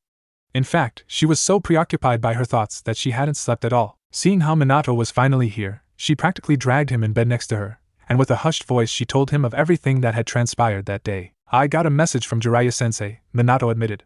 He said that he'll try to contact him. But somehow, he couldn't locate him through his network of informants. Nor the toads. The last thing we knew is that he wanted to travel to Kirigakure. Kiri is a chaos now, Kushina gasped. You don't think that he's behind? That wouldn't be impossible. But there is a possibility that he's delayed. And I cannot involve myself, not without causing war with Kiri, at which Iwa and Kumo would gladly jump to help Yugura. Minato was surprised by the bitterness in his wife's voice. That is right. He wouldn't want us to risk a world war. You know he is competent enough, despite the weaknesses he has. That is why I told Jiraiya-sensei not to enter Mizu no Kuni. Besides, sensei is already suspicious enough as it is, Minato said tiredly. As for Naruto's situation with that bone, I'll order some people around so that Tsunade gets some help figuring out what it is. You don't know? Kushina frowned. I had hoped that perhaps you would. I have nothing to base my suspicions on. Anything I'd say would probably be nonsense. But? Kushina urged. She wasn't a fan of the carefulness Minato could display at these kinds of moments. She was far too impatient for that sort of thing. Then again, it was probably also the reason why Minato was considered a genius, as he was the one who thought things through before he acted. Unlike herself, there was only one clan he knew of, whom were capable of bending their skeleton to their wills. But they had a bloodline that had died out with them. But could it be that Naruto somehow had the same potential? Or was it the Kyuubi? Shikatsumiyaku, Minato mumbled. Come on Naruto, finish your breakfast, Minato sighed. His son was more focused on playing around with his food, rather than eating it. Yeah, if you don't hurry, we'll be late, Kushina warned. Late? What for? Is it? Oh no, Bachan is in town, Naruto paled. It's another examination, isn't it? No, it isn't, Kushina frowned. Does she want to take us to the petting farm again? Naruto became even paler. What did Tsunade-sama do at the petting farm? Tenten stared curiously at the white-as-a-corpse blonde. She wondered what could trigger such a response from him. She has a thing for pigs. And a thing for that stinky sake stuff, so at the end of the day she tried to liberate all the little piglets. Naruto shook his head. It was a total chaos. Even Shizen-nichan didn't know what to do. You know she can't take you there again, Minato chided his son. Tsunade still has that area ban going, so she isn't allowed to get near that petting farm for the next 2 years. She could have just paid for the repairs, but no, Kushina rolled her eyes. She agreed with Shizen that Tsunade's love for gambling was a disaster. She had neither luck nor skill, nor did she ever have collateral for the countless loans she made, to the point where Sarutobi Hiruzen once joked that Konoha would have to file for bankruptcy within the first week if Tsunade ever became Hokage. But don't tell me you've forgotten, Naruto-chan? Forgotten? What? His blue eyes widening in surprise. Don't you wish to meet Hinata-chan again? Minato teased. Hinata-chan is a bit weird, Naruto frowned. She's so shy, I can't even talk with her. She always goes eep and hides from me. I'm not that scary, am I? Not everyone can be as assertive as Temari-chan, his father chuckled in response. She's bossy. Though, she's very nice to Gaara, Naruto laughed along, completely oblivious to the insinuation his father had made. Not that Kushina was, mind you. The glare she sent Minato's way was particularly frightening. Minato quickly decided to hide behind his newspaper, peeking through a small tear in an ad for Marked Man's sake. He still felt the pain from how his wife reacted when the Council of Suna made a certain proposition to strengthen the alliance between their villages. Temari? Gaara? Tenten wondered. We've been in Supergakure last month. Naruto chirped. Gaara's dad is a dusty shadow. Naruto, don't confuse Tenten-chan, the red-haired woman sighed. Yes, her husband had taken Naruto along during his last visit to their allies. Raza, the Yandame Kazekage, had more or less suggested that Temari and Naruto could be good friends, even before that preposterous letter from his council followed. Thus, Temari had already been added to the threat list in Kushina's bingo book of potential dangers to her little boy. Along with Hinata, Ino, and many, many more who Kushina thought were chasing after Naruto because of Minato. Gaara's father is the Kazekage, the Wind Shadow, and their village is Sunagakure, not Supergakure. How many times do I have to tell you? Names are difficult, Naruto pouted. Like Konohagakure. Why can't we just call the village? No! We're not going to rename Konoha to Ramengakure, and that is final. Kushina snapped. Now finish your sandwich, so that we can get you dressed properly. You as well, Tenten-chan. Why do I have to go too? Tenten wondered. And where? I told you before we went shopping yesterday. The two of you are going to birthday party of Ino-chan. Party? Naruto once again started to pale. Will it be another boring dress-up party with those sir thingies? No, that was at the Hyuga compound, not the Yamanaka compound, Kushina grumbled. She wasn't too fond of the whole tea ceremony thing either. Though, at least tea wasn't as revolting as coffee. After adding enough sugar, tea wasn't too bad. And you've met Ino-chan before, right? She showed you their gardens last time we visited. You know she isn't the type for such ceremonial stuff either. Just wait a few years and she'll love ceremonies, Minato snickered from behind his paper, earning him a kick against the shin. Not that Naruto noticed any of this, he was far too relieved that it would be a fun party, and not a bore fest like last time he had to dress up for a party. So he stopped loitering around and ate his sandwich. However, he was tempted to use it as a shuriken again. He loved shuriken practice. But one look at his mother had steered him away from that course of action. Her hair began to float a little, which was Naruto's run-like-hell signal. Lemma sleep. I'll be right back, darling. A large someone twisted within a pile of blankets mumbled something which was barely audible. Just gimme some time. I'll be hard in a little while, sweetie. The messenger coughed, not very comfortable to be there. At all. I shed let me sleep. Go da wang over. Honorable sir, I need to deliver a message. Massage? Massage would be great. A lecherous and rather intoxicated voice sounded from below the blankets. Like hell I'm going to give you a massage. I've got a message. Wake up. Why? A tuft of white hair struggled to escape from the blankets. Jiraiya-sama, you've got to wake up. Kazaki? Jiraiya, completely pissed, blinked in the light.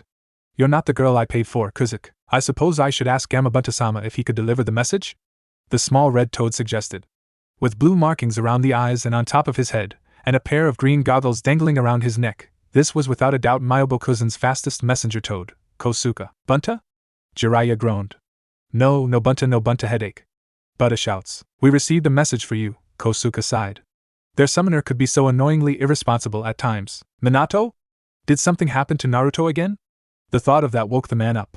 He still had one hell of a headache, and he probably had more alcohol than blood in his veins, but at least he was paying attention. Nay, Kosuka shrugged. Here, he threw the scroll at Jiraiya, and poofed away in a tiny cloud of smoke. Jiraiya wished that the toad had read it to him. He really needed to focus his eyes. His drunken head was having difficulty reading the rather movable letters. He was already on his way to Konoha. What? Crap, Kushina-sama, are you sure that I should? Itachi, Kushina looked sternly at the masked Yonambu. Cut it out with the stiff nonsense. Don't you dare to copy Yugao's cheekiness, or I'll make sure Minato will assign you the shittiest missions that you can possibly get. As you wish, Itachi mumbled. He never understood the woman's dislike of formal behavior. But it might be better if I stay back, rather than come along. Minato ordered you to guard Naruto-chan, right? The red-haired woman frowned. Besides, don't you want to see Mikoto-chan? Yay, Sasuke is at the party too.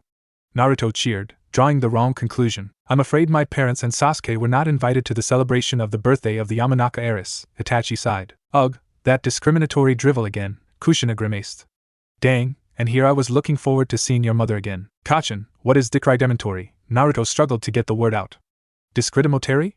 No, that's not right either. Discriminatory? It is discriminatory, and it means that some people don't like Itachi's clan. Kushina ended her son's struggle with the word, before he would injure his tongue. Really? That sounds stupid. Don't you think, Tenten-nichan? And Nichan? Tenten exclaimed, tripping over her own feet. Yup. You're living with us, so you're my Ne-chan. You're a girl, right? Naruto chirped, completely oblivious to the shock of the orphan girl. Shifting topic suddenly, Ino-chan's house became even more flowery than the last time, didn't it? He observed. The four of them stood in front of a larger-than-average house, which seemed to be flooded by the greatest variety of flowers and plants which Tenten had ever seen. This was quite the feat, considering the time of year. Normally such a variety of flowers would never be in bloom on the 23rd of September. Thank you, Kushina-sama, a female voice sounded from behind. Yuriko, why do you keep doing that? Kushina scowled. Sneaking up on you, or teasing you with the honorifics you detest so much? Yamanaka Yuriko smirked. She knew her former classmate had quite the short temper very well.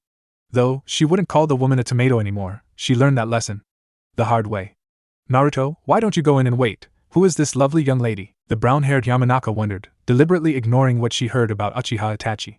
The calm and collected woman, whose behavior was much unlike her daughter, looked curiously at Tenten. Tenten, who suddenly felt very much out of place, would rather have kept herself hidden behind Kushina, but she knew that would be rude. Hello, I am Tenten, Yamanaka-sama, she bowed. She knew that if this was the mother of Ino, the heiress of the clan, this woman would also be the wife of the head of the Yamanaka clan, someone far higher in the hierarchy than a lowly orphan like Tenten. Tenten-chan is living with us, as of recently, Kushina said on a tone which didn't tolerate any discussion on the matter. So, considering how you invited Naruto, we also brought her along. The Yamanaka looked at Kushina, slightly frowning, yet remained silent on the matter. As such, Kushina pushed Naruto into the direction of the house. You two seek out Ino-chan, okay? Do you have the present for her birthday? Yep, Naruto smiled, holding the package high. As the two children scurried off, Naruto more or less dragging the shy Tenten along, Yuriko turned to the wife of the Hokage while the two women followed the children. So, what's the story behind this Tenten girl? The children, closely followed by Itachi, ran into the building. Naruto proudly holding the wrapped present for Ino. The blonde man at the door smiled and let them through, although he did frown a little due to the presence of an Umbu. Then again, this was the son of the Yondaime Hokage. Both the Wagakure and Kumogakure would celebrate if the boy never reached maturity, fearing the rise of a second Kiroi Senko. The house itself was completely decorated, overabundantly so.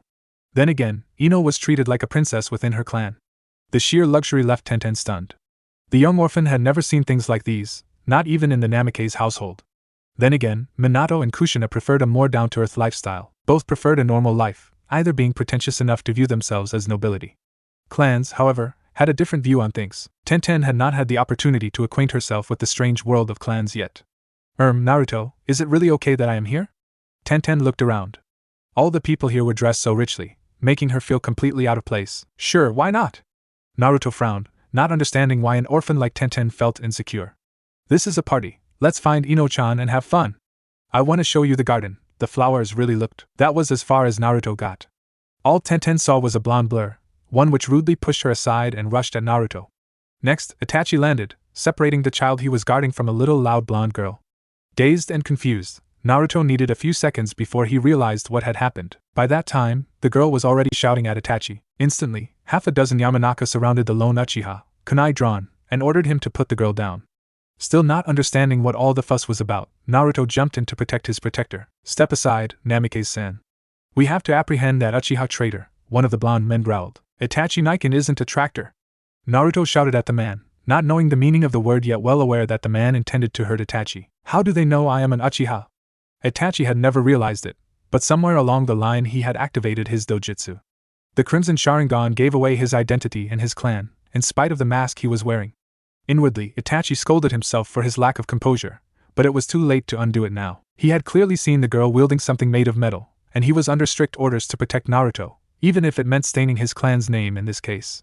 However, Itachi knew that these men were already prejudiced. They were among the large group within Konoha that secretly blamed the Uchiha for what happened during the night of the Kyuubi attack, which was also the reason why his parents and his little brother had not been invited. Hey, what's going on in here? Kushina, flanked by previously hidden Yugao, approached. Why the hell are you idiots attacking Naruto's guard? The Uchiha, the Yamanaka nearly spat out the word. He attacked Ino-chan, and, cut it out with this nonsense, Kushina pointed. What is the girl holding? A knife, one of the Yamanaka admitted sheepishly. A Nisambu is ordered by my husband to guard Naruto against any threat, foreign or domestic. Kushina bit back at the six. How would you interpret a situation where an armed girl rushed at my son? She already knew well enough how Ino responded when she saw Naruto. The girl was a little bit too outspoken in her liking for Naruto in Kushina's opinion, but something which Inoichi no doubt wouldn't mind. I'm getting a bit paranoid. At every turn I see people who want to marry their daughters to my boy. The red-haired woman scowled at the thought that people were after Naruto solely due to his relation to Minato. I'm sorry, Ino said a bit glumly. But I only wanted to show Naruto-kun a new flower. That's why I had the knife. It's just for gardening, you know. Let's all just forget about this, okay? Inoichi smiled jovially, although the look he cast at his clanmates said more than enough. I'd like it if your guard was a little less jumpy, though, he chuckled, but Kushina knew he was very serious underneath his smiling facade. As protective as she was over Naruto, this man was perhaps even worse when it came to his daughter. It won't happen again, Kushina promised. However, I'd like it if your men were a little less prejudiced when it comes to the Uchiha clan. Shall we ignore politics for today? Inoichi's smile had faltered just enough in his response for Kushina to see where he stood. Obviously the Yamanaka clan was no friend to the Uchiha, much like the Aburame and the Hyuga. Then again, some of the records they had found within Danzo's office had suggested links between Danzo and the Yamanaka clan. Sadly, Minato had never been able to find any real evidence, but Danzo's principles have not been forgotten. He may have fled, knowing that Orochimaru's death would create a problem for him too, but those who supported him are still around. Kushina suddenly felt uncomfortable. Danzo's ideas on the usage of jinchuriki had been anything but subtle, after all. How many people shared those thoughts? How would these people see Naruto? Come on, Naruto-kun, Ino hopped to him, and dragged him outside. Not knowing what to do with herself, Tenten just stood there and looked around, lost in a crowd where she didn't feel like she belonged until Kushina gestured to her, telling her to follow Naruto and Ino. Kushina would rather have kept Naruto close, but she couldn't ignore Inoichi and Yuriko either. Besides, the Nara and Akimichi families were already approaching as well. Damn you, Minato-kun. Using your position as an excuse to get out of this, she grumbled inwardly. She didn't like leaving her son with a girl as assertive as Ino. Then again, this was also a reason why she had insisted on bringing Tenten along, invited or not. And considering how the other children, the Nara boy literally had to be shoved out by his mother, also went outside let them play around. They're just kids. And Itachi is keeping an eye on them as well. I had hoped to meet you today, Namikaze-sama, the Nara started. And this was why Minato tried to avoid parties. There was too much politics, while he went to great lengths to remain neutral between the clans. See, Kazan got all the roses to bloom again. Ino beamed. While Naruto had been weary of the rather bossy and overbearing girl, they shared one thing, a love for flowers. The difference, however, was that Ino was raised in a family where flowers were a daily business, while Kushina didn't have much love for gardening. After the extraction of the Kyuubi, Kushina left those sorts of taxing jobs to others. She was already struggling to manage the household independently, although Yugao imposed her help more often than not, so Kushina usually left the garden to others. She never had those green fingers like Yuriko, so hiring a gardener had been easier for the Namikaze family. After all, with a village to govern, Minato had little time to spare. Naruto's eye, however, was drawn away from the roses, towards a bush which grew several feet in height. The bush had long, slender branches that drooped across the paths within the garden, and carried small, yet pretty, white flowers. What's that one? Oh, that's a bush clover, Ino said offhandedly. Those are supposed to be growing right now. In comparison, she found it much more interesting that her mother had succeeded in reviving the roses again, than sustaining something as common as the bush clover. We have one with pink and red too, over there, Ino pointed. Tenten-nichan, come and look. Naruto smiled back at the surprised girl. So he's chaos in the flesh, yet likes botany? She gazed at the boy who would call her a sister, with a look of utter disbelief. Yeah, they're both troublesome. Two boys, one chubby and one lazy-looking, approached Tenten.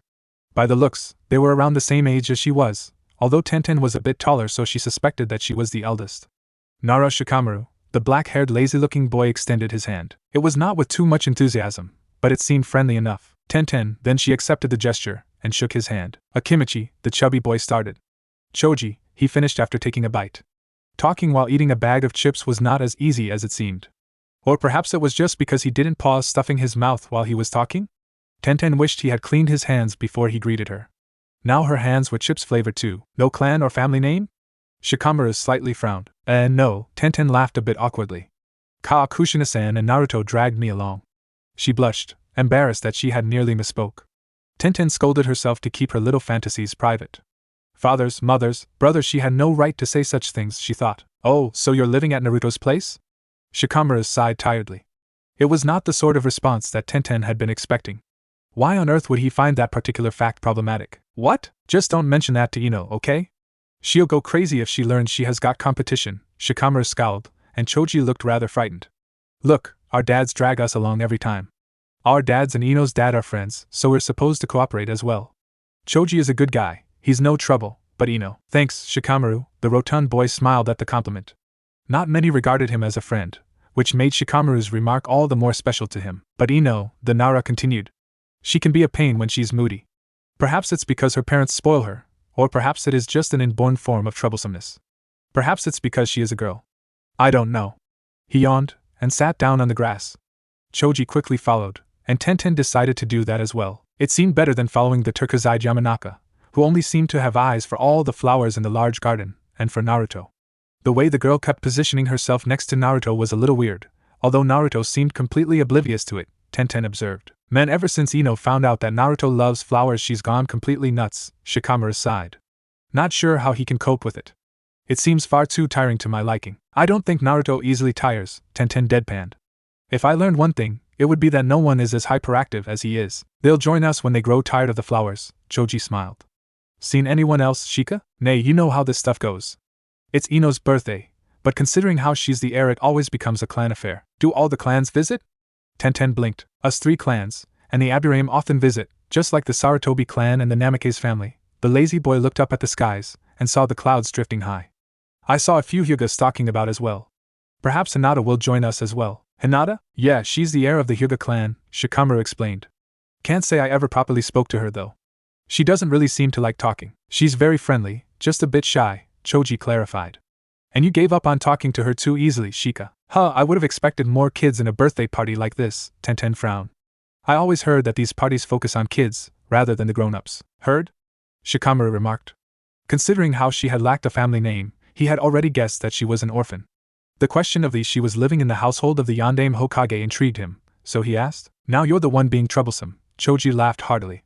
He could see how the question bothered the girl, who had a bit of a depressed look, and Choji didn't like it when people were uncomfortable. At the same time, he saw the fun in Shikamaru being exactly the same thing which annoyed him most. No, it's alright, Tenten smiled weakly. I'm an orphan, and birthdays aren't really celebrated in the orphanages. The only important thing about your age is that you have the right to leave the orphanage when you hit 12. How did you end up in the household of Konoha's most powerful shinobi? Shikamaru may have been lazy, but he was also curious. At least, he was curious about anything he could learn without having to put too much effort into it. He was an intelligent boy for his age, and his father had often told him he needed a lot more knowledge if he wanted to be able to stand even a ghost of a chance against him in shogi. Gathering the necessary information to gain that knowledge was troublesome, though, as Tenten was giving a brief explanation of how she met Naruto, as well as how she got accepted into the Namake's household, omitting several things like why she fled the orphanage in the middle of night. Naruto was being dragged around by Ino. He really did believe her, and agreed that there were some really beautiful flowers to be seen in the Yamanaka garden. But still, I think the bush clover is more beautiful. He interrupted a lengthy monologue which Ino had given about some sort of oddly colored tulip. Perhaps these are more colorful, and the bush clover might be a bit plain in comparison, but I think that is only more beautiful due to that. It is more modest, Naruto said, with unusual eloquence for him. Plain? Ino frowned. It isn't plain, dummy. Kazan said that the branches represent the elegance which only women have, but she also said that it is a symbol of vigor. By what? Vigor, energy, life. Ino summed up what the word meant, according to her. Kazan said that it is a symbol of life because it can produce young offshoots even from the oldest stalks. Oh, so they aren't as simple as they look? Sorry, Naruto scratched the back of his head, laughing a bit awkwardly. Still, I like that one the most. According to Tusan, it also symbolizes a blunt and candid love. Ino smirked, though not as subtle as she thought she did. He says I'm the embodiment of a bush clover. Didn't you say it represented elegance? Yeah, what of it? Ino narrowed her eyes. That had not been the answer she had been expecting from the boy. Haha, Naruto laughed uneasily, knowing he had to shut up. And fast. She seemed too impetuous to him to ever be represented by a flower which equaled elegance. He knew he would get in trouble if he said that out loud. He could see that in her turquoise-colored eyes. His awkwardness, however, only gave him more problems. She eyed him suspiciously, and Naruto frantically sought for something to distract the girl. Oh, hey Hinata-chan. He greeted his rescuer. Something behind the hedge yeeped, but it was already too late for the shy Hyuga. Ino had taken the bait and noticed the dark blue-haired girl. With Ino being Ino, there was no escape for the shy Hyuga. Why are you hiding? Come out. Ino scurried after the hiding heiress. Stop hiding, Hinata. Hello, Hinata muttered, knowing that she had been caught anyway. Hi, Naruto smiled. So you like flowers too? Why yes. So which do you like better, the roses or the bush clover? Ino urged. Hinata looked at Naruto, and then at Ino, then she noticed the 3 other children near the building, and well, Hinata had heard what Ino just said. She wanted to say that she liked the roses better, but it had seemed to her that the bush clover was also very important to Ino. What should I say? Told you that the bush clover was better, Naruto chuckled, increasing the weight of Hinata's ordeal. But the roses are far more special in this time of the year, Ino countered. Doesn't make them prettier, does it? They don't need to, because wait, Hinata? Hinata? Hey, Ino tried to shake the Hyuga, but she had passed out. Not able to come up with an answer, and feeling the pressure to give one mounting, the poor girl's brain had short-circuited. Okay, that was weird, Naruto-kun, don't say something like that, it's rude, but it's true. Watching the children from the rooftop, Itachi had to struggle to resist the urge to smack himself in the face. Well, against his mask. I thought Sasuke was a busybody, but I take that back. Those 2 blondes will destroy the entire village when they grow up and keep acting like this, especially when the girl improves her flirting. Kushina-sama will get quite a few headaches if this develops as I think it will. Thankfully Naruto is still completely oblivious. This seems like quite the cozy little party. Itachi was surprised, as he had never seen the man coming. Even he, with his famous eyes, had been caught completely off guard. Drawing his tanto, Itachi rushed towards his ward, but the man was faster. Much faster. From up close, Itachi saw the man. He was fairly tall, with unruly and fiery red hair, even brighter than Kushina's. Wearing black pants and a long-sleeved shirt, only his white traveling cloak looked out of place for an assassin. The ginger man wore a white and smooth mask akin to that of an umbu, although the mask lacked holes for his eyes and lacked a distinct pattern like all umbu had. Relax, Uchiha-san. I'm only here to take little Naruto out for a walk. I cannot allow you to take him away. Which village do you serve? TSK, don't ask such foolish questions, boy. You can see that I do not wear a hitai, can't you? Oh, and don't bother attempting putting me under one of those nifty genjutsus of yours. Your dojutsu is a bit pointless against a blind man like me. The voice was deep, and clearly amused. Itachi, however, was not amused. He shouted at the children, urging them to get inside and warn the adults. Why hasn't anyone else shown up yet? Itachi couldn't shake off the thought that this was some kind of elaborate trap. Snatching the son of the Yondaime away while an Uchiha was supposed to protect the boy, it would make the position of the clan all the more desperate. Was this a setup? Itachi knew that he couldn't allow it to happen. It would be a disaster for his clan. Yet, blind or not, the masked man effortlessly caught Itachi's sword. Realizing that he was outmatched both in speed and reach, Itachi switched to ninjutsu. However, randomly spitting fireballs at the man was a no-go, considering how the unconscious Hyuga heiress lay nearby. Just quit this. I don't want to get bored. The masked man lazily threw the Uchiha prodigy aside. His strength is unreal. And I can't even see him using that much chakra. How is it possible for a man to have this much physical power? But regardless of his growing anxiety, Itachi leapt back and rushed through the hand seal. Itachi was not the type of person who would boast about his prowess, but he did accept the fact that he was unusually fast when it came to forming seals. In fact, Itachi guessed he was about as fast as his father in this regard, even though Fugaku was still easily more powerful than the 10-year-old in practically every other aspect. Still, this unknown assailant closed in before Itachi had even finished his 5th seal. A fist connected harshly to Itachi's chest, sending him crashing into the wall of the Yamanaka house. Immediately, Shinobi rushed outside. Kushina, in spite of her handicap, quickly followed. But they were too late. The man already lifted Naruto from the ground. The children had been too stunned to react.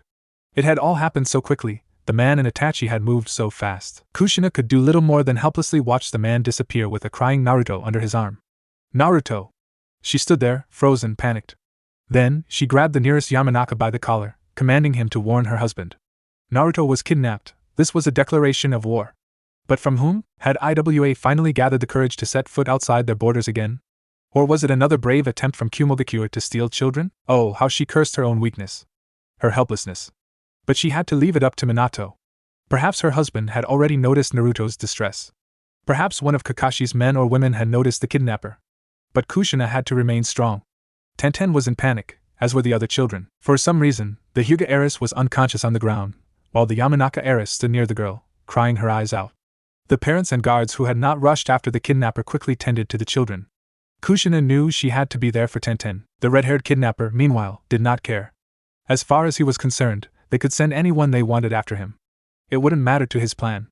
No, all he wanted was for little Naruto to panic, to get angry, to tap into the massive chakra of the Kyuubi. That was all the man with the pale white mask wanted to see, well, figuratively at least, considering how he couldn't see. It took him only a few minutes before he landed in a clearing outside Konohagakure. Yo, you caught him too, San? A little red-haired girl was waiting for the man. Her dark brown eyes filled with curiosity. Naruto was a bit younger than she was, but the girl couldn't imagine that she had ever cried like him. Is that what's really the kid you wanted to see? You probably took the wrong one. Do you think that I would make such a mistake? The masked man chuckled. Now, Naruto-kun, let us see that power of yours. Make vaccinations. It was 1 week after his 4th birthday party when Minato warned him. They were coming for him with needles, the pointy things which the little boy hated in that white bad-smelling building filled with nurse people.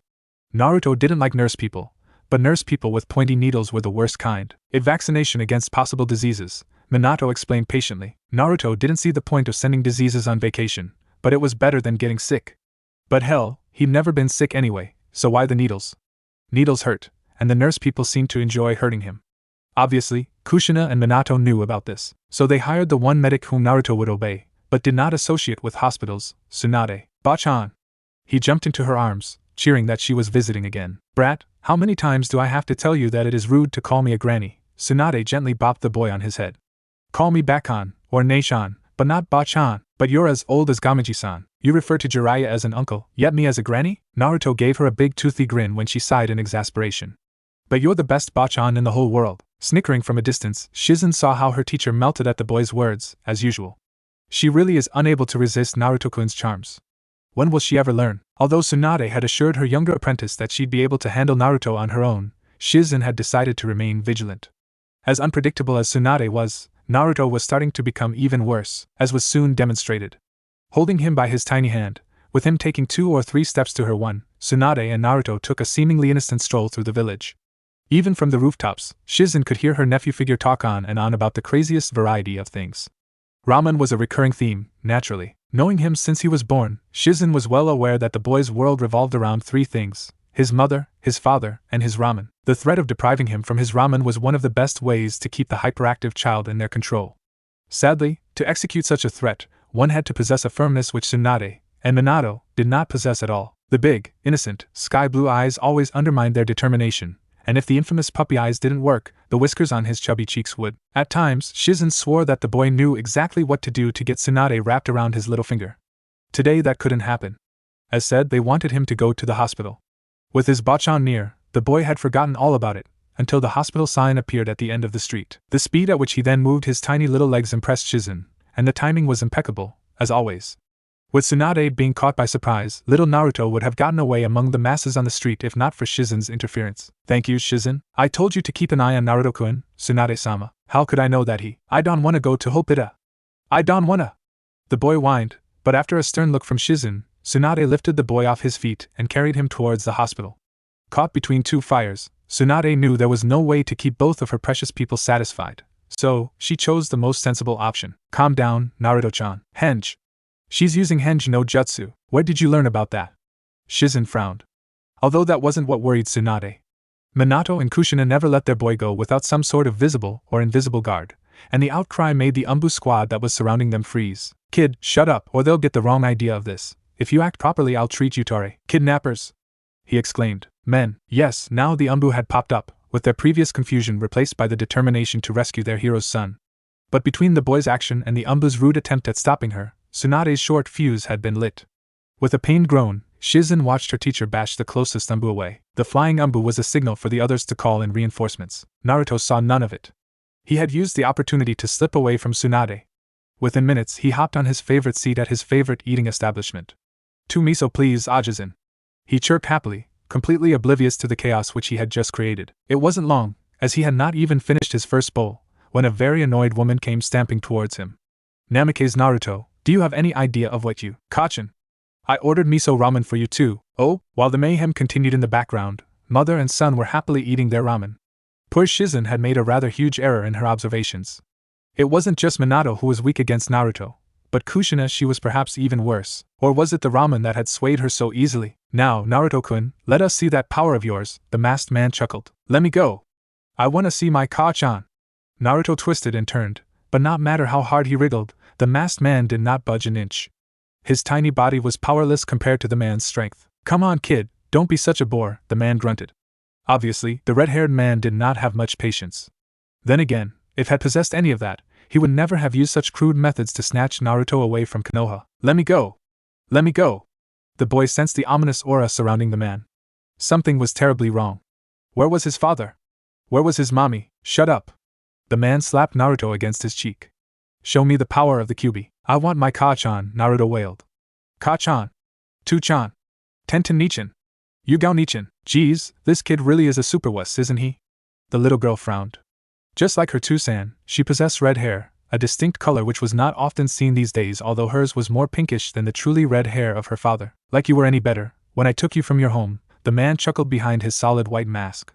Claiming to be blind, the man didn't even have holes in his mask, yet somehow he navigated perfectly through the village and the surrounding forest. But neither Naruto nor the girl would understand him if he were to explain this by saying that he was a censor. I was never such a wimp, the girl scowled. And I chose for that, remember? I've never been that weak. Oh yes you were. The man lifted Naruto up and started shaking him up and down. Come on brat, what is taking you so long to get pissed at me? Become mad enough to tap into that power. Naruto struggled, cried, shouted, and screamed, but he was powerless. And yet, he did not succumb. You're still expecting your dad to arrive here, aren't you? The man began to laugh. Look at that nifty little scroll, kid, he pointed. Can you see it glow? It distorts any seal the Yondaime put on you, so why don't you give up those idle hopes? Show me the power of the Kyuubi, or I'm going to gut you like a fish, you little fish cake. The child was desperate and began crying louder and louder, until his voice stopped. You go and hide, the man lazily gestured to the girl. He dropped the child he had been holding up, and when the boy hit the ground, the man noticed it. He saw it. Faster than most eyes could ever hope to follow, he lashed out, his fingers pressing against Naruto's stomach. Even though the clothing hid it, the seal which held the Kyuubi trap became visible. Naruto had snapped, and in his rage he had subconsciously tried to tap into the fox's power. It was a futile effort, considering how young and weak the child was.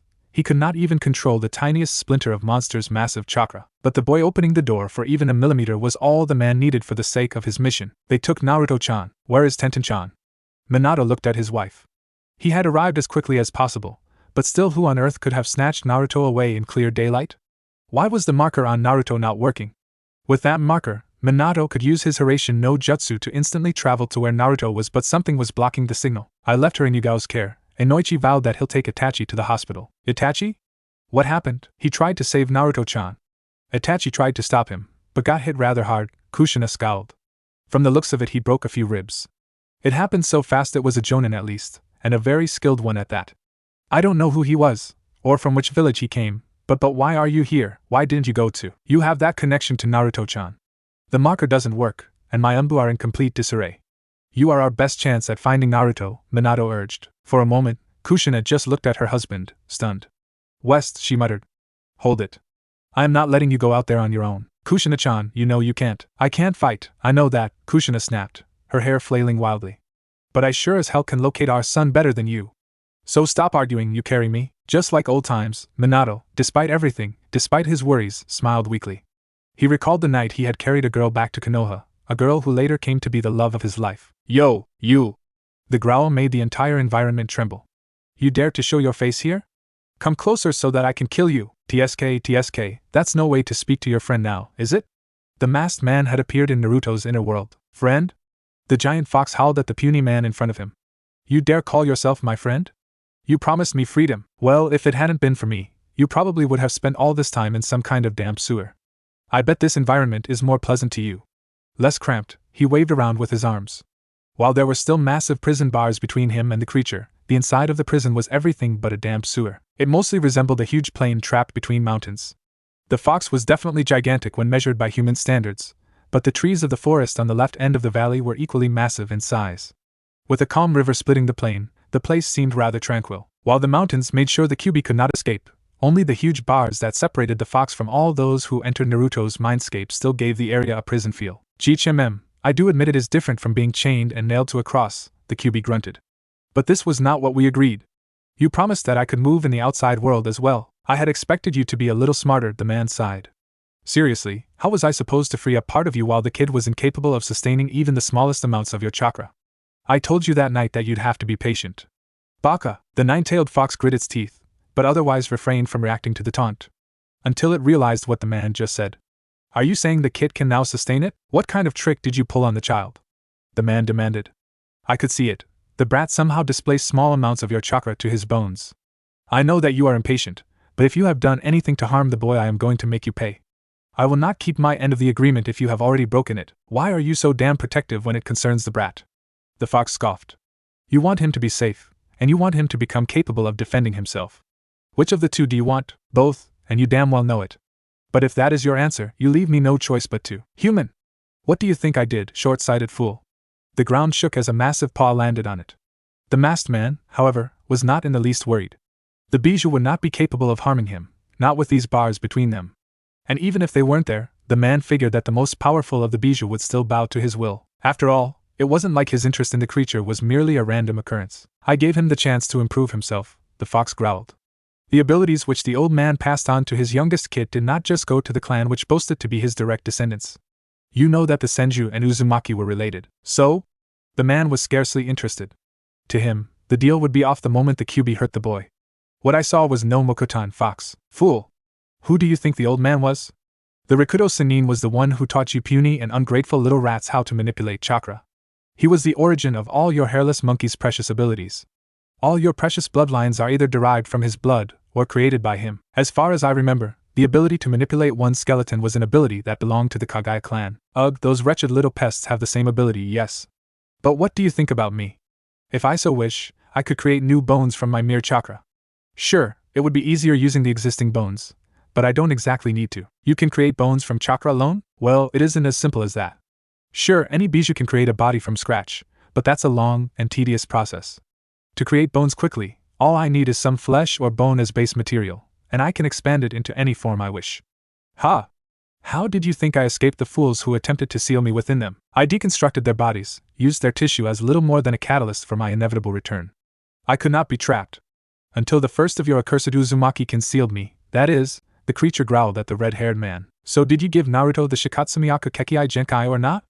It could not be seen, due to the mask that he wore even in this realm, but it was audible in his voice that the man was frowning in mild confusion. Then again, he knew he would bear part of the responsibility. After all, he had affected the ceiling, and one never knew the possible side effects of foreign chakra settling in a body like that.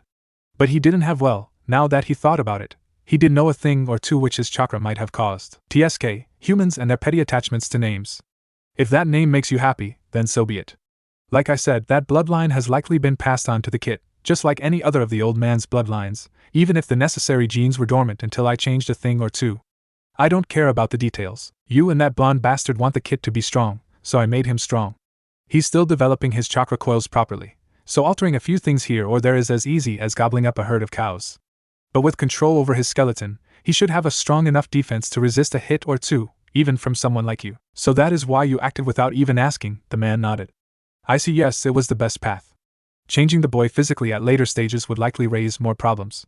Though I fear that the boy might not like you for changing him, considering how it isn't exactly the best looking of abilities, he chuckled softly. Then again, you two will probably have a rather chaotic bond anyway. I take it you are going to set me free? The QB was impatient. Being imprisoned for most of this last century, he wanted to get out and stretch his legs. Only a part, only what he can sustain, the man warned. So don't expect too much, Kurama. Don't you utter that name, the fox hissed. I still haven't given you the right to do that, nitpicker, feeble meatbag. A flash of fire, and the whole realm was engulfed in a bright light. Even the mightiest of the bijou had to close his eyes, unable to endure the blinding brightness the man created on his exit. And then he felt a pull. Kurama smirked, and happily accepted. Freedom! For the first time after all these wretched years within those filthy, hairless apes, I can move freely. The mighty fox roared in laughter. It is too bad I accepted that deal, or I would have burned that entire cursed village, Kurama. Instead, I will destroy all the other humans. Ha! I will make them pay for what they did to me and my kind. I will gobble them all up. I'll set those other 7 weaklings free, and leave Shikaka locked in the most feeble meatbag I can find. Heh, I will never allow them to. Kurama, eh? The fox tried to adjust to the bright midday skies, and as he blinked, he saw a pair of legs. Massive legs clad in black trousers. Looking up, he saw the same white mask of the man who had freed him. How did he get this gigantic? How did wait? The trees were enormous too. The brat, cheeks still covered with tears and his big blue eyes staring at him with confusion, was a giant. Even the red-haired girl, who spied on him from behind it wasn't that they were all massive, it was that that would be too cruel. That couldn't but it was. Wayot, I tried to warn ya, remember? The masked man said cautiously. Or was it because he was stifling his laughter? Kurama couldn't tell with that annoying mask on the man's face. I could only draw out a little and your size kinda reflects the amount I could take out. You can't be serious. What is this mockery? Yo kid, meet Kuchan. The man was now clearly laughing behind that mask of his. Kuchan? The tiny fox screeched. You wretched human, come here and I'll nibble on my pinky toe? The man fell down, unable to control himself any longer. Kurama wanted to throw himself at the meat bag, tear his throat apart in order to punish him for this insult. But instead, he lost contact with the ground, and flew upwards. Kuchan? Little Naruto did not understand what was going on, but the entire atmosphere had changed the instant the tiny nine-tailed fox had popped up in an orange flash of light. Gone was the chilling sensation of fear and danger, as it was replaced by unbridled hilarity. Why had he even been afraid of the laughing man? Naruto didn't know. With the typical attention span of a 4-year-old, Naruto instead focused on the strange little talking animal, and it just looked so cuddly and cute, with its dense orange fur and those adorable little fluffy tails, that he couldn't resist himself. The mighty Kyubi, a creature able to crumble mountains with a mere swing of its tails, which could cause tsunamis with his mighty roar, was reduced to this. Oh, the shame, the embarrassment he felt. Never in all of eternity would he forgive that man, being hugged like a little pet rabbit. Even his screams were inaudible due to the boy's hug. This was the scene Minato and Kushina saw when they leapt down from the trees. Naruto, unharmed, holding a little fox cub which had 9 little fluffy tails. And a man cloaked in white, with a blank mask, howling in laughter. Kaa-chan! The little blonde boy jumped towards his mum, after Minato had let her down. And Naruto dropped Kuchan, which caused an indignant growl. While Minato would never say it out loud, Kushina had been easier to carry when they were both younger. But Konoha no Kiroi Senko or not, Minato knew better than to make such a remark. The way Naruto ignored him in favor of Kushina was it made sense. After all, Naruto spent most time with his mother, while Minato was busy doing his duty as the Hokage. And the strange understanding which mother and son had was also something beyond him. Still, Minato was glad to see that his son was healthy, though obviously shaken. Yo! The masked man put up his hand as a greeting. Minato frowned when he heard the voice though. Between that and the red hair, but how could he have been here on this short notice? Jiraiya-sensei said that you were near Kiri, Minato sputtered. Why did snatch Naruto away like that? The kid needed to tap into Kuchan's chakra for me to succeed, so he needed to panic a bit. The masked man chuckled sheepishly. If you ever call me that again, I'm going to tear your organs out. The tiny fox growled. The deep voice combined with his chibi body only served to make the situation even more hilarious. Now make me bigger, you human scum! I told you, Bakafox, I can't. Naruto can't deal with a bigger strain. So, it's in your best interest to make the kid strong, understand? This is extortion. Like you're so innocent, Kyubi, the man retorted. Even when you're enraged you look so adorable. You mean to say that this little thing is it? Kushina was petting Naruto at the same as she was talking. Typical, the fox scoffed. Just refer to me as a thing. You don't want to be called by your name either, Kurama, the masked man remarked. So what else is she supposed to call you? Felix? Pochi? Bello? I'm not a freaking dog, you lowlife. Well, I like Kuchan better. What do you think, kiddo? Curiously, the blonde boy looked up to the red-haired man. While half hidden behind his mother, the boy drew some courage from her presence, and his father's. His father was the strongest shinobi in the world, so he was safe now, wasn't he? Keikuchan is better than Pochi. Ugh, bothersome humans. Just wait until I have my usual size. And you'll be the first one I'll eat, he growled at the masked man. Cannibalism is wrong, you know, was the snickered answer he got in return. Ignoring how incredibly crazy this situation is, what are you doing here? Minato spoke up again. You think I'd leave a seal without having a way to keep informed?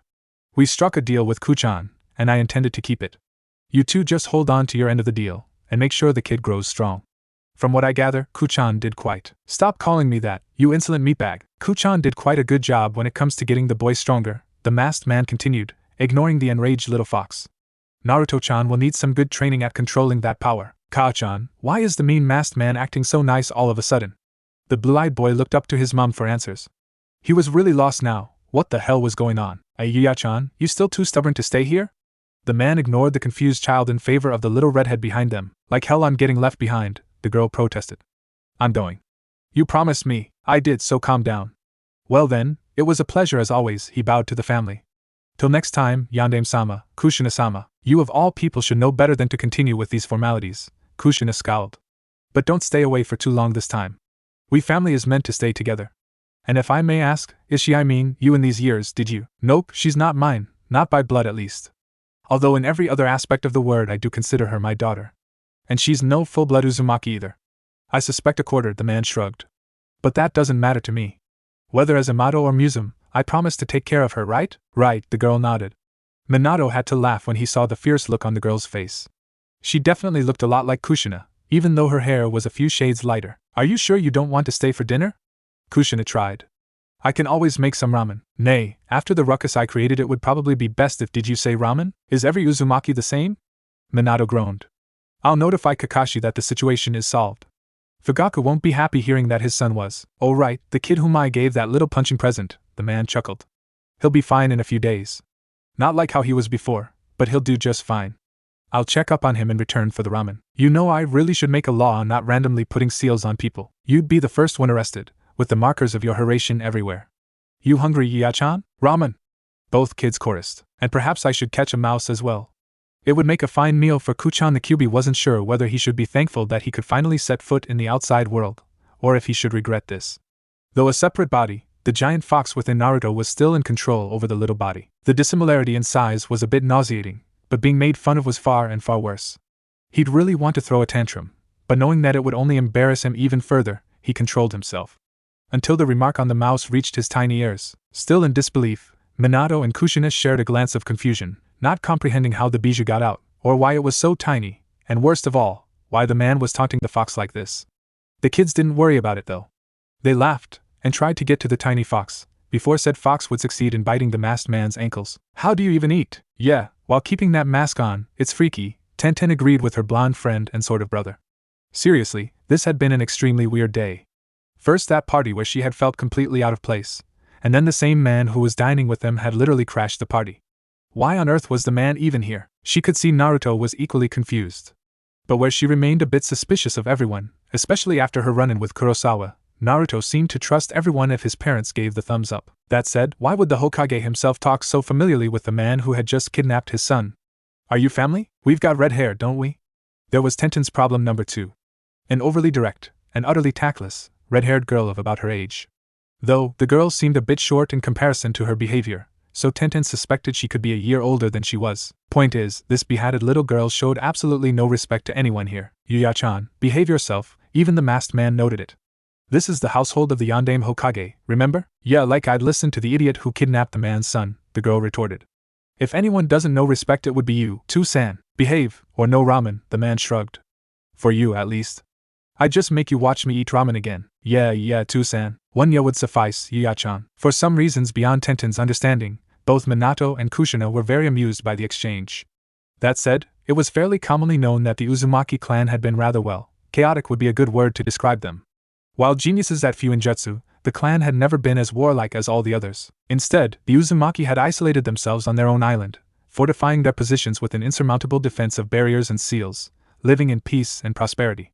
Unlike all the other clans, who had survived as little more than mercenary bands, the Uzumaki never had been forced to adopt a militaristic society. The rigid order and absolute authority which other shinobi had come to accept as normal, had been largely ignored by the Uzumaki. They didn't care about formalities, and considering the behavior of these 4 Uzumaki, this was something hereditary, as if even their genetic code had been written according to their old ways of life. But unlike her elders, Tenten did not know any of this. She was raised in an environment where not paying attention to formalities resulted in punishment, so a situation like this was rather alien to her. A trait of the Uzumaki clan is our red hair, Tenten-chan, Kushina explained. And while our clan was destroyed, there are still some survivors. Why don't you have a name? Tenten glared at the masked man, not very convinced he was actually good. She had seen him smash away Naruto's Umbugard like the Uchiha boy had meant nothing. Nay, names don't really matter, the man shook his head in denial. Well, he shook his mask, Tenten considered. But believe me that you could have seen men who are a lot worse than me who wear masks. You can say that again, Kushina muttered. Oh. I know, Naruto suddenly bounced with enthusiasm. You're the mister who saved Too-chan and Ka-chan. And me, well, there was a certain fox trashing around at the time, and he was a bit hard to ignore. But yes, I'm the same guy. And I'm glad I was there, just in time to save my clan members, the masked man nodded. Gay, I'm still in a state of disbelief to find family amidst that chaos. But why do you wear a mask? Only the evil man wore a mask, right? The man started to laugh when he saw Naruto's pout. Oh yes, he definitely wore a mask. But that doesn't mean that all people with masks are evil, right? Take for instance your lovely Nico-chan over there, he pointed at Yugao, who had thought she had hidden herself quite well, but apparently not. Is she evil, Naruto? Yugao Nichan isn't evil!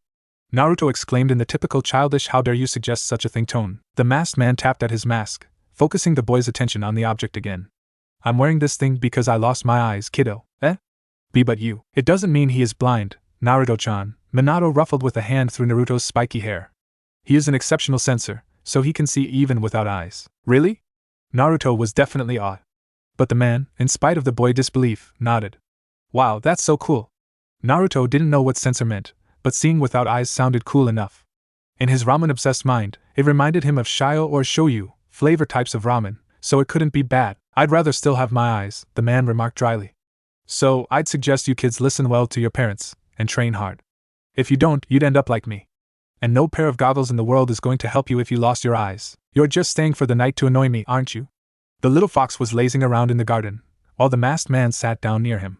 This must be hilarious to you, but don't think I'll ever forget this. The man took off his mask and sighed. I told you, Kurama, this is the best I could do. Seriously, I thought you'd have to wait until the boy would turn 6. You're lucky he developed his chakra coils so early. Without the mask on him, Kurama got a better view of the man.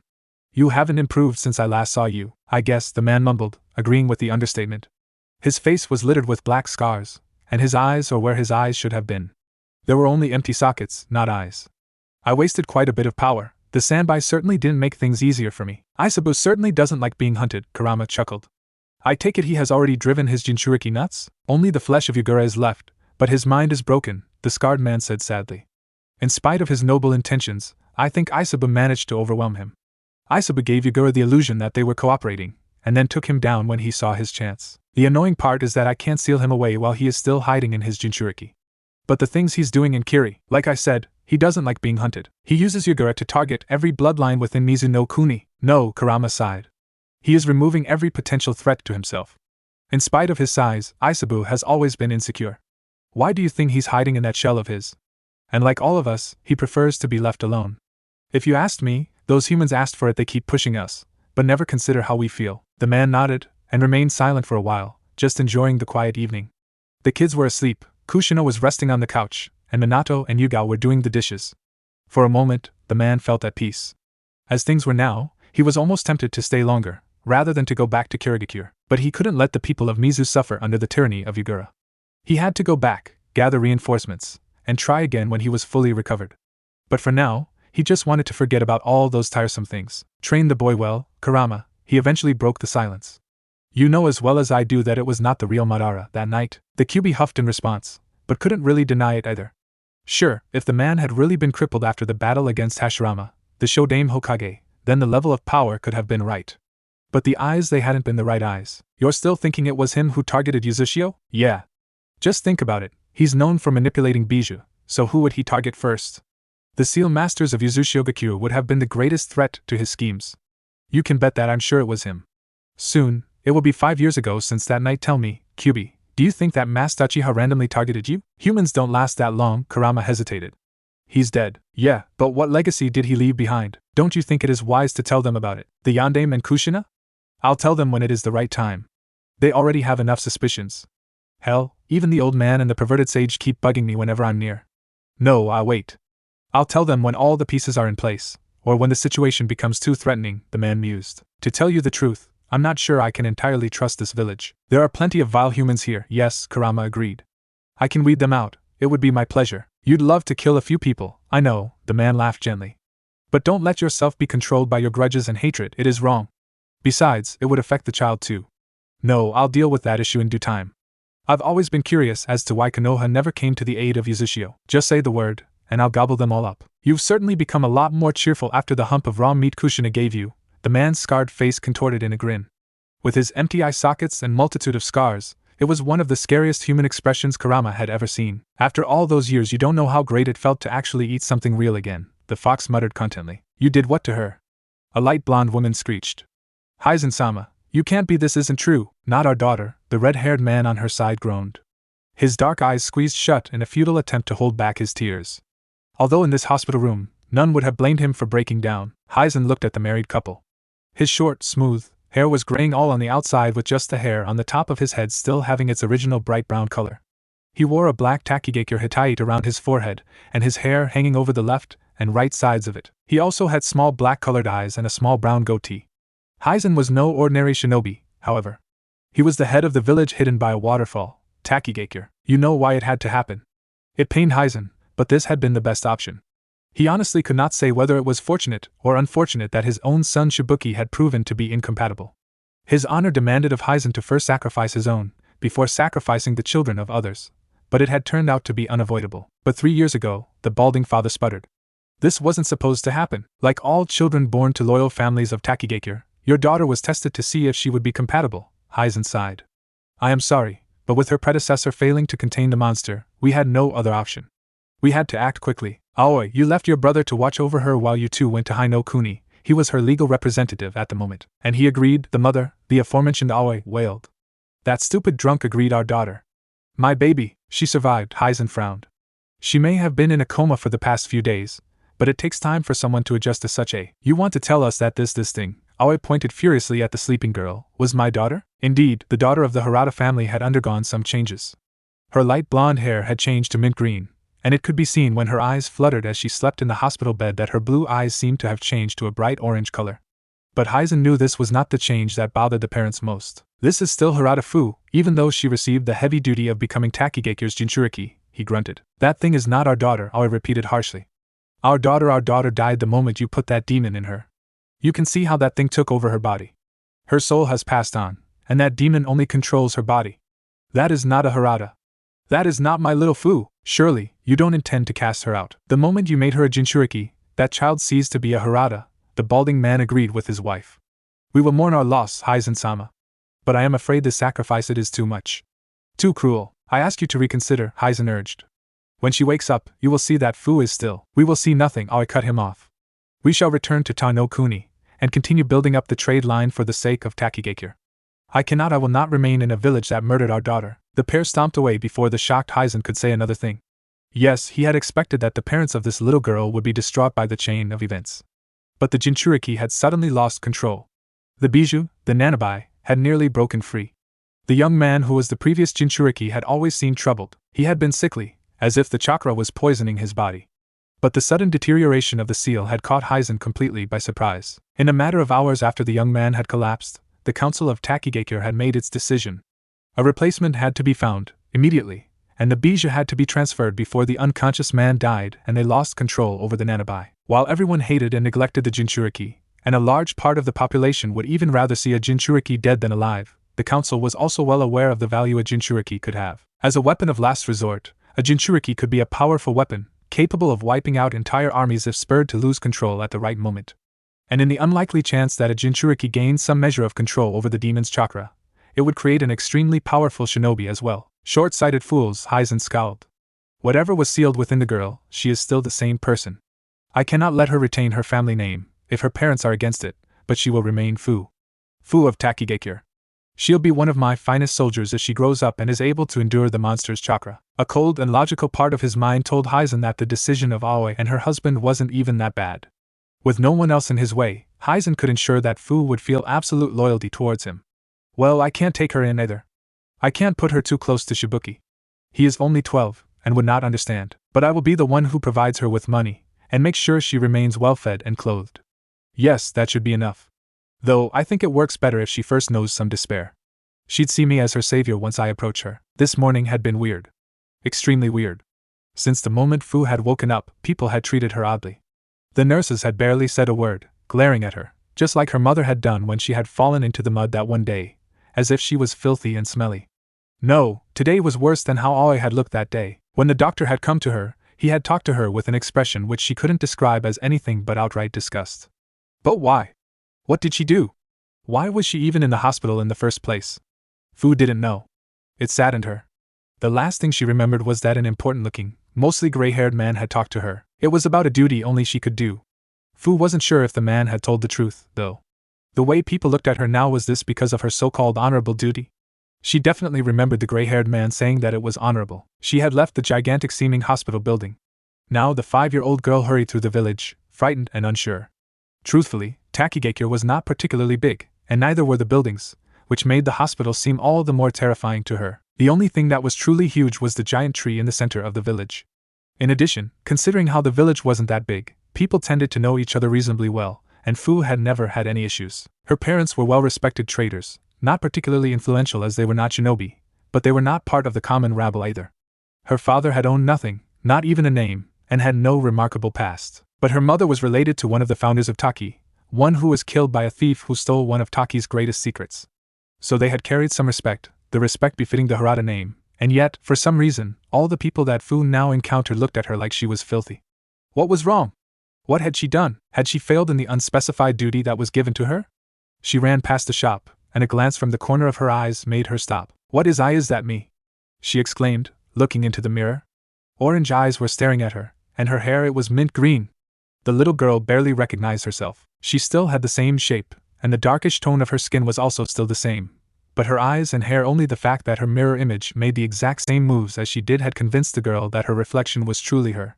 But she had been standing still for too long. The shopkeeper had already come out, angrily glaring at her, terrified especially because she did not understand. Fu ran. Horrified, Fu realized something her mother once told her. They had seen a skinny-looking boy, several years older than Fu herself, who had the same kind of mint green hair. Fu had asked her mother why the boy looked so lonely, so sad. The only thing Aoi that had been willing to tell her daughter was that Fu was to stay away from the boy, because that thing had been merely a human-shaped demon. Am I a demon too? Is this some kind of sickness? I don't feel hot at all. Nor am I sweaty, like when I'm ill. She ran and ran, as fast as her little legs could carry her, until she reached familiar territory home. Aji-san! Aji-san! She yelled, as her little fists bonked on the front door. She could hear voices. Male voices, and at least one female too. Had her parents come home? Fu knew they had been on that short trip for their trading business, leaving her uncle, who loved Sake just a little too much to be a productive member of society, as her guardian. To little Fu it wasn't even that odd that he hadn't been there for her when she had left, been thrown out of the hospital. He usually gave her some badly cooked meals or took her to cheap restaurants, and kept her fed. Otherwise, he barely looked after her, that is, unless she made too much noise in the morning. Fu was really scared of her uncle at those times. If she woke him up, he would shout at her, sometimes even throw bottles at her or try to hit her. Strangely, his movements were always very erratic when that occurred. Her mother always said that it was because of that dirty-tasting sake stuff. Fu hated sake. Ajizin, she repeated over and over again. The voices had silenced, and eventually she heard someone walking towards the door. The little girl didn't even notice that her senses seemed more accurate than usual. No, she was too distraught to notice the changes. What's that fucking ruckus? A man threw open the door, nearly knocking Fu out. He was tall, taller than her parents, and the same kind of long and light blonde hair as his elder sister Aoi. Only this man was untended. Shabby, to say the least. He didn't spend what little money he earned on his looks. No, he spent it on sake, and more sake. Also, the money he didn't earn would go to the same beverage. Aji-san. It's me. Fu. Something weird happened, and Fuck off, you're not my niece, you filthy demon, the man said with a disgust which left the little girl speechless. Boo but, scram. I don't want to see your kind here. Tears welled up in her now orange-colored eyes. Aji-san, why? She begged. Why? Get lost, before I beat the crap out of you. And don't show yourself here ever again, ya hear? He shouted at the girl. Her uncle closed the door so much force that Fu thought it would be broken. What just happened? Why did my uncle say those things? Fu could hear someone crying indoor. A woman. Her mother? It sounded like her mother. But if her mother had been home, why had her uncle opened the door? Why had he treated her like that? Little did she know that her uncle had made quite a good deal by turning her over to Hyzen. He'd be able to get drunk for many nights, while she would be all alone and abandoned. While it was not a busy street, the scene had drawn some attention. Neighbors, people passing through, kids playing on the nearby field all stood there, glaring at the girl. Now that the door was shut, Fu felt scared. Why? Why did they give her such a cold look? Even the friendly old woman next door who had given Fu freshly baked cookies the day before she had been summoned for that strange duty. She had smiled at Fu, laughed with the little girl. Why was she staring like that now? Why? Fu couldn't see who started it. But among the little crowd, someone had started it, picking up a pebble, throwing it at her. The girl cried out when the pebble hit her on the shoulder. Why? She sobbed. Get out of here, murderer, demon, kill her, kill the demon, that thing murdered my cousin, death to the demons. She ran. Sticks and stones, they hurt. They hurt so much. But the words of the people she thought she had known, those words had hurt her far more. Why did they do this? She kept running. It must be a misunderstanding. She had to get back to the hospital. She had to get her hair back to normal. She didn't want these orange eyes. She wanted to go home. Why? Her heartbroken cry resounded as she kept running. No matter how badly she hurt, she had to keep moving. She had to go to the hospital, where they would help her. They would return her to normal, right? Shivering, curled up in a small hole of an old wall, the mint-haired girl lay. Shivering because it was cold and dark, somewhere deep in the night, but also shivering because of the fear and frustration she felt. The hospital she had barely entered the building before one of the nurses had walked up to her, grabbed her by the arm, and dragged her out. The woman had stated that people like Fu didn't belong there. And no matter how the girl had begged and cried, the woman had not allowed her to go in. There is nothing that can help you now, the woman had told her. You're on your own. Scram. Why did everyone suddenly hate her? Why was she chased away? Why would people call her names, or even attack her? Little Fu did not know what to think anymore. She just cried. She wanted her mommy, her daddy. She wanted to wake up from this horrible nightmare. She cried bitter tears, until she felt like she had no more tears to shed. Trembling, the girl wanted to scream out, but her voice was gone. After all the crying, her throat hurt so much that, even though she opened her mouth, she could not make a sound anymore. She was too tired to even try it, too tired to keep crying, so she fell asleep. Miserable as she felt, sleep might be a refuge. But it wasn't. It was a sleep filled with nightmares. It was a sleep darkened by the terrors of this day, her first day as a jinchuriki. Now she was Fu the monster, Fu the demon, Fu the murderer. All the things people had called her, they all haunted her in her dreams, until suddenly everything changed. Chomei, the humongous, blue-armored Kabutamushi, rhinoceros beetle, looked down in surprise. Within this damp space of room which mostly resembled a giant cave, a little girl lay on the ground. The human was still in her larval stage if he saw it right. Human physiology was so confusing at times, as they always looked the same, only parts, like breasts or genitals, really changed over time. But otherwise, humans all looked the same to the giant seven-tailed creature. In the middle of the cave-ish area was one giant pillar. It was so big that even Chomei could not see the top of it. And he knew there would likely not be an end. Not that it mattered. Chomei had 7 tails, of which 6 resembled insect wings, while the 7th was an actual tail. They all sprouted from the same place, at the end of his abdomen, and that was where the chains were connected. Chomei couldn't fly. Humans were so cruel. It made him angry. Very angry. Yet, somehow, he still pitied the little larva which had been rolled up in a ball, shivering and crying, seemingly unaware of where she had ended up. While humans were always tiny compared to the mighty Bijou, this specimen seemed exceedingly small. Yet the larva had the same kind of mint green hair his host usually had, the same color as the stems of his 6 wing-like tails. The wings themselves were orange, a color which usually repeated itself in the color of his jinchuriki's eyes. Underneath the helmet-like skull, Chomei narrowed his eyes. They glowed with an orange light, and were rather sensitive. In fact, that was why Chomei liked his helmet. Apart from his uncanny smell for pheromones, his other senses were a bit unremarkable. Well, his night vision was good. Like most beetles, Chomei had 2 big shiny eyes, which were actually compound eyes, meaning that they were made out of many smaller parts. Then again, Chomei was not known for his sight. Sure, like other beetles, he could see ultraviolet light, making his sense of sight completely different from the humans he had been sealed within, but most of the time Chomei just relied on his sense of smell. It was not that Chomei had a nose, no, he used his antennae to smell things. The entire concept of a nose had always seemed weird to him. As exemplified by the sniveling child below, it just seemed so inefficient to rely on your sense of smell with such a slimy appendage. HRMPF. Larva, why are you here? Larvae like you aren't supposed to get in here on your own. To his annoyance, the child seemed to ignore him. So he bent forward, as much as those accursed chains would allow him, and extended one of his 6 legs.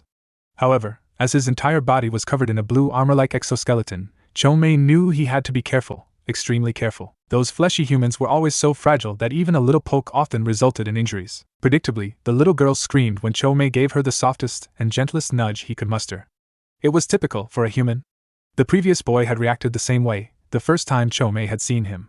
Crying out in fear, and trying to run away, the boy had made a rather bad first impression. Chomei considered it rather rude. He was a king among beetles, and his wings were a wonder of nature. Why were humans always so scared of him? Of course, that first response of the boy had been the least of his worries. The boy had blamed Chomei for the way he was treated by the other humans. It was a rather poor bond, so Chomei had tried to break free. Breaking the chains had become rather easy, as they had become rather brittle after some time had passed. But then all had gone dark, and now this little girl was here, his new host. Her orange eyes stared at him with fear and confusion, making Chomei sigh wearily. It seemed like things would repeat themselves yet again. And the larva will run in 3, 2, 1, go, he mused. Eh? She still hasn't moved? Curious. I asked you a question, you know, Chomei tried. Perhaps this human would not be as bad as they usually were? It sparked a bit of curiosity in the giant insect-like demon. He was not one to hold grudges, much unlike Kurama, nor wild like Gyuki, nor insane like Shikaku, nor stubborn like Son Goku. In fact, now that Chomei thought about it, he was pretty much the only one who was even a bit tolerant of humans. Yo! The exclamation seemed to wake the girl from her stupor. Hello, she stood up and bowed hastily. Who are you? Where am I? What? Manners? From a human? In front of me? Chome began to laugh. What a strange little larva you are. Larva? The tiny girl didn't understand that he meant her, and she looked around. Probably afraid of the idea that there would be grubs swarming around him, Chome amused himself with the thought of scaring her by making it reality. Then again, she reacted differently from the previous hosts. Yes, you're a human larva, right? A childlike human, before you're a pupa and change into an adult. Chome snickered when he saw the girl's reaction. Apparently the idea of being a larva wasn't very appealing to her. And changing into a pupa even less. Foo. Foo. The girl sputtered.